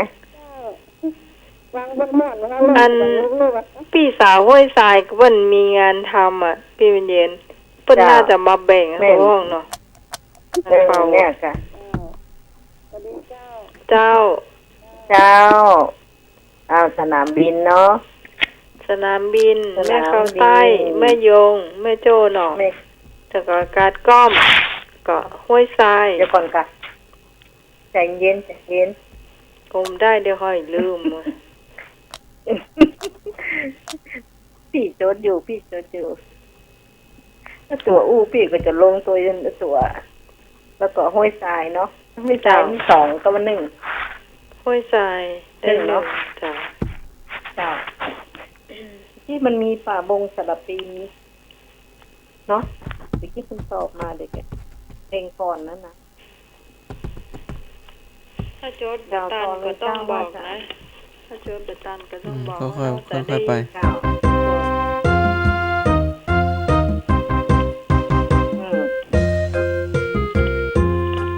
ใหญ่ดีชาวบ้านมาชุมนุมเอาละ2มือละสวัสดีเจ้าผู้ใหญ่ลีแม่ขับไส้สวัสดุ้งน้องหมายห้องเพลงลมตอบประทุงไม่ยงเจ้าไม่ยงตอบว่าไม่ยงผู้ใหญ่ลีเจ้าจากไหนเจ้าผู้ใหญ่ลีครับไม่ดีสันกลางว่าไงผู้ใหญ่ลีเจ้าสาย4แล้วเนยสาย4ละ5ล่ะค่ะนี่สายที่5เจ้าแล้วก็ครับเจ้าจากไหนเจ้าสนามบินครับสนามบินโอ้ยโผล่มาสุดท้ายบนนี่มาสุดท้ายฉันเตะเป็นยังอ่ะแดนเดียวก็เอาเนาะสายที่6ก่อนอันนี้ฝ่ายเจ้าสวัสดีเจ้าพ่อค้าเจ้าแม่ผู้ค้าโอ้ไปรับลืมตื่นฮ ฮะ รถไปเปิดนะกะ แข่งลูกๆอ่ะการว่านี่เจ้านะจะตามเปิดว่าเป็นอย่างนี้นะ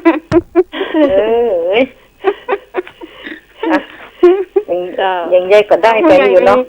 เจ้าให้มาไปแจกอ่างเปาดิแจกก็ว่าฮับกัวเอาขอเนาะเจ้าอันถ้าหมอกอัน2 ละบาทในหอยแจกอยู่อะเจ้าคนที่โทรมามันจะถึง100เอาไปขออ้ายสนามบินแจกก็ได้เนาะเดี๋ยวก่อนเดี๋ยวพี่บรรยายลงคะแนนก่อนเนาะเจ้าประยงตัดก้อมไปที่คันกลางเนาะเจ้าแล้วก็แม่ปูคาเจ้าเรียบร้อย6 สายเนาะ1 2 3 4 5 6ครบแล้วเจ้าปูคาก็เอาไป1เห็นเนาะเจ้ากับไอ้สนามบินเนาะเจ้า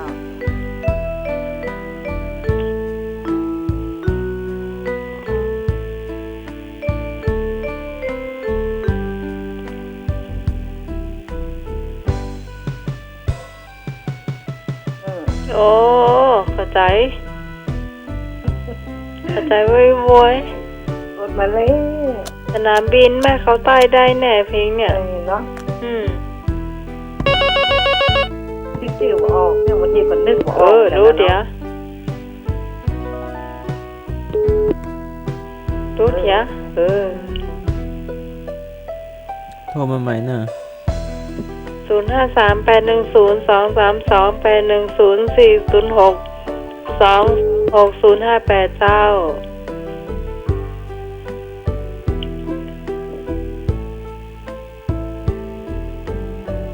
ไม่มีอีกแล้วคนชื่อไอ้ทักนั่นแหละสวัสดีเจ้าแม่ข้าวใต้ตัวจีมันข้าวใต้ครับนี่น่าจะเป็นร้อยไถแปรแน่ใจมั้งเหรอครับร้อยไถแปรมากกะแน่ใจกะว่าเป็นร้อยไถแปรน้องไหมห้องกี้ว่าไงชีวิตได้ทำเลยมี2 อย่างเลยนะตะกี้น้องไหมห้องตะกี้เลยชีวิตได้ทำเลยแต่ไม่ขนาดเอาละเปลี่ยนใจละเจ้าสวัสดีเจ้าครับสนามบินครับเจ้าร้อยไถแปรครับร้อยไถแปรเอาละเหมือนกันละเอาละต่อไปใครจะล้มเพื่อนเลยแล้วก็ต่อว่ายายร้อยไถแปรเจ้าร้อยไถแปรจากไหน058ว่าได้เจ้าสวัสดีเจ้าตรงเจ้าร้อยไถแปรเจ้าไถแปรโดยสนามบินเนาะบ่ว่างดีว่าใครเนี่ยเจ้าจากไหนเจ้าให้ลูกค้าก็ไม่ยงโทรมาของงงยืนยันเน้อตะกี้บ่รายงานตัวนะ058สวัสดีเจ้าสวัสดีเจ้าพี่โยงเจ้าที่โทรไปบอกตะกี้เลยไถแปรเจ้ารายงานตัวตัวเน้อดื้อบ่ได้คะแนนนะ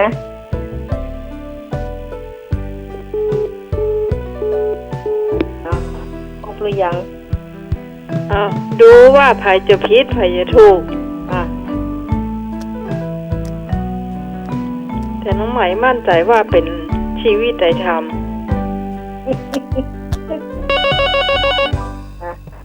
ไปจะตุยก้นแหม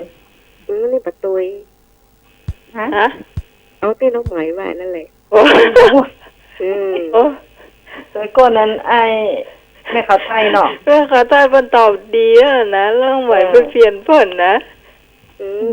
รอยไถแปรนั่นแหละใช่น่ะอย่างก็เพลงนะชีวิตไอ้ธรรมนั่นแหละชีวิตไอ้ธรรมอันนี้จากรายงานตัวตัวประบงสารปีเจ้าประบงสารปีเจ้าเอาละไผจะถูกท่านสมัครชีวิตได้ทำนะว้าวไม่ได้2 คน 42ทำไมอุตส่าห์ห้องเพิ่นตอนแรกกันนะ บาบงสลับปี เจ้าได้2 คนเจ้า ฟุกรุ่นนี่ เจ้าฟุกค่ะ ก็อันเนื้อเขาใต้พิษแล้วนั่นน่ะ จะเปลี่ยนใจเนาะ แน่ใจกันเนี่ย เสียใจแต่เนอสนามบินแต่ก้ม ไม่โยงกับพิ ไม่ ษ โยงเห็นเพิ่งเงินไม่เข้าใจเพิ่นว่าเนาะมันแน่ใจ แต่ทำนองมันเหมือนกัน เจ้า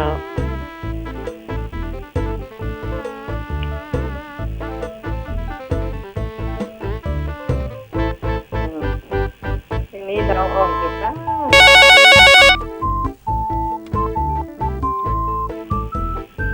สวัสดีเจ้า สวัสดีเจ้า สวัสดีเจ้าได้ยินกับเจ้า เป็นอย่างดักแซบอ่ะ อันนี้แสดงว่าบ่มั่นใจเตือน มันใจเสือเจ้า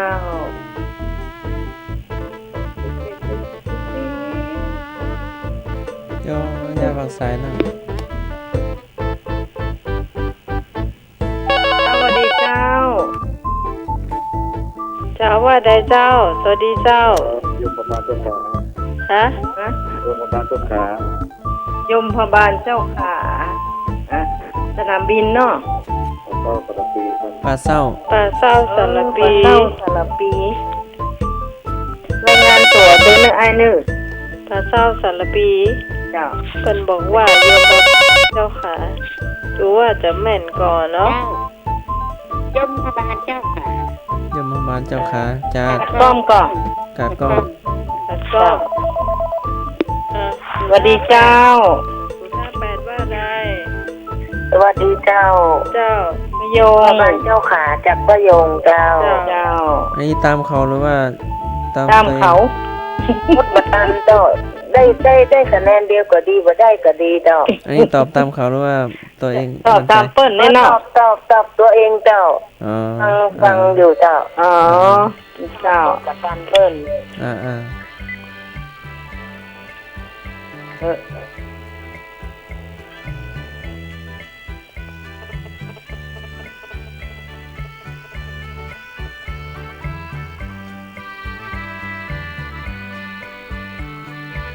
น้องเพลงใหม่หรือเพลงเก่าเนี่ยอาจารย์เปลี่ยนไปแล้วกะ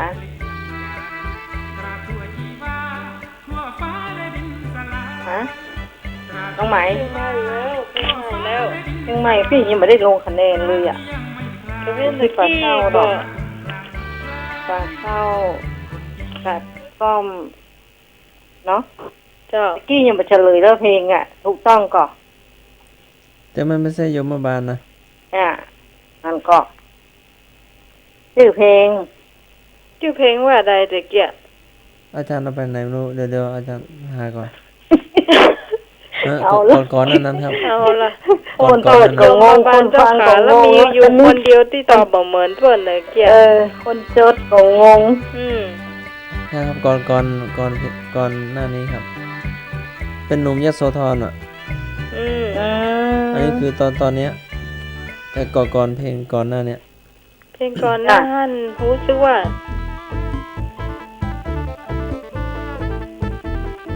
ตกลงมันมีไผถูกเนาะ เดียวก่อนรู้สึกว่าจะมีอยู่คนหนึ่งอ่ะ ตอบบ่เหมือนเพิ่นนะ ไม่ยงหรือไม่ยงกับตอบนะแต่เพิ่นว่าเพิ่นจำเพลงนี้ได้ไง แล้วก็ตัดสินใจ เห ไป มือน เลย กันนะ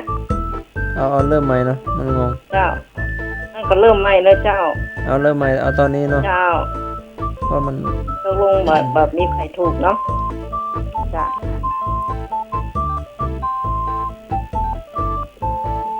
เนี่ยค่ะมันยังงง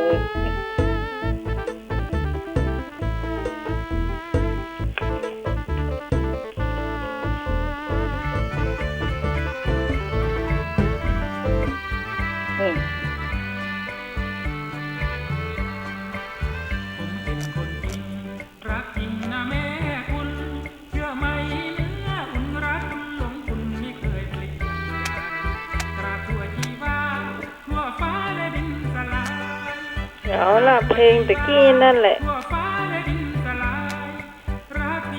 อ๋อ อืม ก่อนหน้านี้ อัน นะ นี้เป็นเนื้อเพลง แล้วแต่ชื่อ มันเหมือนใช่ยมมาบาล เพลงเป็นประมาณสัก แล้วมันหลายคนพันไว้ ตะกี้เป็นยมมาบาลหมดเลยที่ตอบ เจ้า สวัสดีเจ้า นะเจ้า เพลงนี้ครับผม เจ้า เพลงนี้สาวยโสธรครับ สาวยโสธร เมื่อกี้ยังมาตอบมาเปิ้นเฉลยไปแล้วเจ้าอ้ายเนาะเมื่อกี้เสียดายแต่เนาะถ้ากดมาแล้วก็ต่อว่าได้คะแนนไปเลยน่ะเจ้าพระ เขา พระ ได้ อาจารย์เล่นเพลงใหม่ก็ได้ครับอันนี้เพลงใหม่นะเจ้า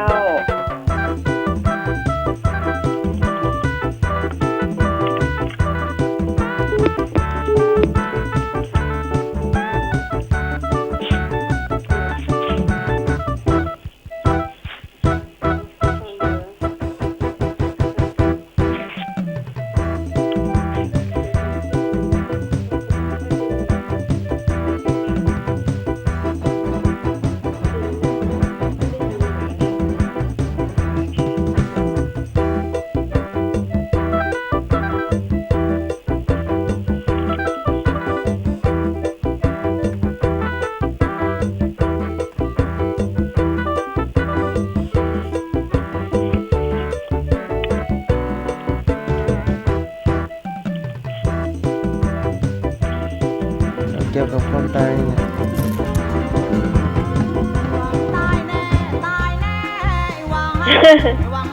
เอาล่ะเนื้อมันขึ้นมา ให้มาจ้องฟังนะครับ เจ้า หวานตาเนี่ยนะครับ เจ้าแม่ขาวใต้ เมฆาใต้เนาะ เจ้า ต่อไปเจ้า สนามบินครับ เจ้าสนามบิน สนามบิน ต่อไปเจ้า ไอ้วังใต้แน่เจ้าพระยงเจ้า พะยงเนาะเจ้าสามสายละสายที่สี่เจ้า เจ้าสันกลางเนาะวางใต้แน่สันกลางสันกระแปง หึม เอาตอบเลย สายหนึ่งเนาะ เจ้า เอาอายก็เลยยังวางสายไปแล้ว อืมตอบได้อยู่เนอะ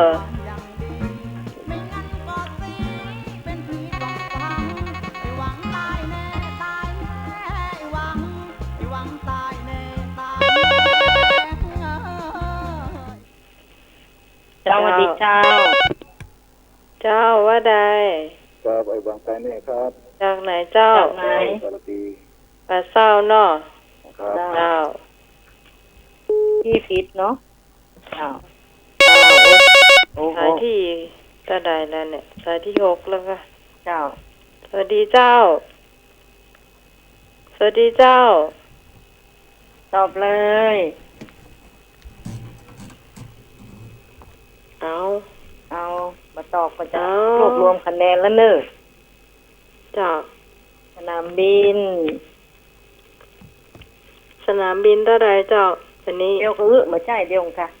เดี๋ยวพี่ยังกำลังจะนี้อยู่กำลังจะลงคะแนนเนาะ เจ้า เจ้าแล้วก็ที่มีไฟฟ้องเนี่ยกัดก้อมปลาเศร้าไม่ยงเนาะไม่เห็นสายกันกลางนะเจ้า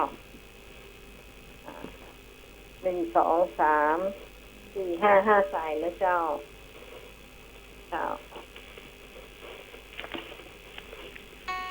ปลาเศร้าสารปีเหรอเกี่ย ก็ได้แล้วเจ้าลงไปละ ต่อไปจานผมย่างเอาหมูย่างต่อ เพลงนี้สมวนตาสาวห้วยทรายก็เต้นเนอะสาวห้วยทรายที่นอนตัวเก่าเนอะ ได้เหรอ อันนี้ปะบูเจ้า ฮะ ปะบู ปะบงเจ้าปะบงจะเต้นตะเปิ่นก็ได้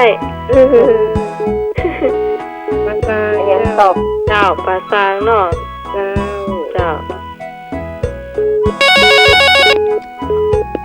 เอาละที่ป่าบงกับน้องเจ้าปลาบงสารปี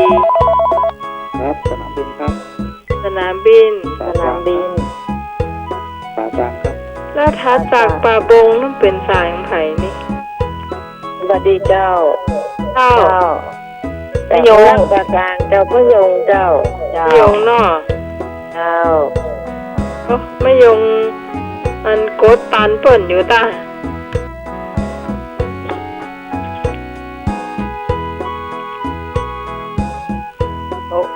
กัดก้มหายใจ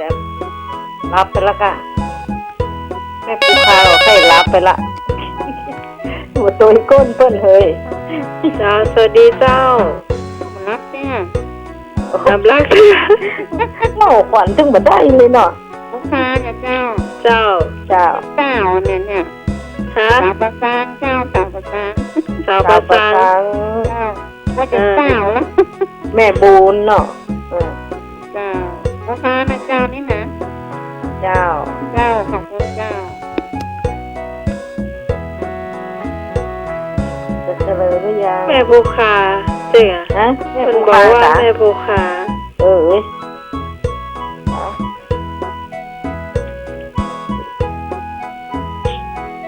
เจริญหรือยังน้อง ปลาซาง ปลาซางปลาซางก็คือไอ้บ่าวแม่เขาใต้สนามบิน เรียนเลยเจ้า ถูกเนาะ แม่ข่าวใต้เนาะ จ้า แล้วก็ไอ้บุญก่อน ไม่ยงไม่โจ แล้วก็แม่ปูคาแล้วก็เห็นสายนั่นแหละแต่ต้นก่อน เป็นสายไผ่ตอบจำมาได้ ที่ประเทศผมนะครับเนอะ อ๋อกะ ครับผม โอ้จากไหนนี่ฮะ ด้านกลางก็ ไม่เข้าใต้ ด้านกลางก็เสียงเหมือนเพิ่นเนาะ เปิ่นก็ซื้อหั่นน่ะ เขาก็งงทำมึนแล้วเนี่ยแต่ละเพลง5-6 สายเนี่ยมึนเลยอะ เริ่ม ด้านกลางก็เจ้าแม่นก็ตะกี้ตอบมาเสียงไอ้สันกลางกับแม่ข่าวใต้นี่คล้ายๆกัน แน่ใจโอ้ แน่ใจยืนยันมาเลยนะเจ้า บ่เหมือนแต่ว่า เจ้าสวัสดีเจ้า ปลาบง ปลาบุงต่อไป ปลา สาย บ แรก งปลาบงสารปี ต่อไปสายแรกตะเกีย เจ้าปลาบงเนาะ เจ้า ปลาบงสารปีพี่มันเย็นโจทย์ก่อน เจ้าตอบสดละ เจ้า มันไม่เข้าใต้มามีเนาะ เจ้า โอเคอ่ะไปได้เลยเจ้าพระอาจารย์เพิ่นจะเข้าโจมเลยกันเนี่ย เดี๋ยวกี่นาที กว่าแล้วนะ เดี๋ยวกี่นาทีรวมคะแนนได้แล้วมั้ง เลยเวลาแล้ว อ๋อเลยเวลาแล้วเนาะเจ้าร วม สนามบิน40 เดี๋ยว ไม่เป็นไรนั่น รวมไปเตอร์พี่มันเย็น รวมไป แล้วก็แม่ข่าวใต้44 ฮะ แม่ข่าวใต้44 สนามบินเท่าไหร่40 เจ้า แม่เขาใต้ 43 เจ้า ประยง28 28 กันกลาง15 สันกลาง15 เจ้า แล้วก็ปลาเศร้า9 เจ้า ปลาโบงสารปี5 เจ้า แม่ปูคา3 เจ้า ห้วยสาย1 ห้วยทราย1วันนี้ห้วยทรายมารอบ ตลาดใหญ่น่ะ อายุไม่สายอยู่เนาะ สวัสดีเจ้าอยู่จังไหนเจ้า เจ้าสวัสดีเจ้าอู้ได้เลยนะเจ้าอ๋อสาวยืนกะตัวนี้หยางตัวจบรายการแล้วเด้อ จะ ก็จะจบรายการแล้วเจ้าดิฉันเดียวก็ ติดหน้าเจอกันใหม่เนาะ จะเลยเวลาของตุ้นุกเนาะ เจ้า สำหรับวันนี้น้องใหม่ก็ต้องขอบคุณคุณผู้ฟังทุกเสียงทุกสายที่มาร่วมในรายการเนาะธรรมะเคยเคลียร์ในคืนนี้สายเยอะมากเนาะแฟนรายการอันนี้ก็ต้องขอบคุณตัวถือว่าเป็นผู้ร่วมจัดรายการข้าวตัวเนาะพิมพ์เย็นเนาะ เจ้าต้องขอบคุณพิมพ์เย็นจากบ้านสาราตำบลดอนแก้วเจ้าขอบคุณอ้ายบ่าวดวงมะดะชัยประการขอบคุณท่านสมัครจากวัดฝ่ายหินเจ้าขอบคุณพระครูสมุทรวิศวัตวรกิจโจวัดฝ่ายหินเนาะซึ่งเป็นผู้อำนวยการของสถานีเป็นผู้ควบคุมเสียงกับรายการนี้แล้วก็คอยเลือกเพลงกับคุณผู้ฟังตัวสำหรับพระเจ้าพิสมัยสุริรอนเจ้ารอนจากบ้านดอนตาลตำบลเหมืองแก้วอำเภอแม่ริมสำหรับวันนี้ถ้าดำเนินรายการผิดพลาดประการใดก็ขออภัยคุณผู้ฟังตัวเจ้าแล้วเราจะมาป้ากันใหม่เจ้าวันเสาร์อาทิตย์หน้า3 ทุ่มถึงเที่ยงคืนเจ้าสำหรับวันนี้หมดเวลาขอลาคุณผู้ฟังไปก่อนสวัสดีเจ้า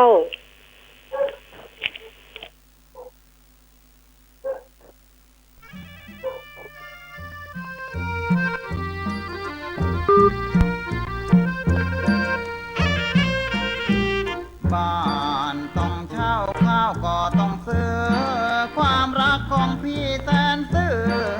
พี่ก็ต้องซื้อเหมือนกันด้วยความรักน้องไฟปองเนื้อทองคงมันถึงจะซื้อแจ่มจันทร์พี่ก็ยังรักมันแน่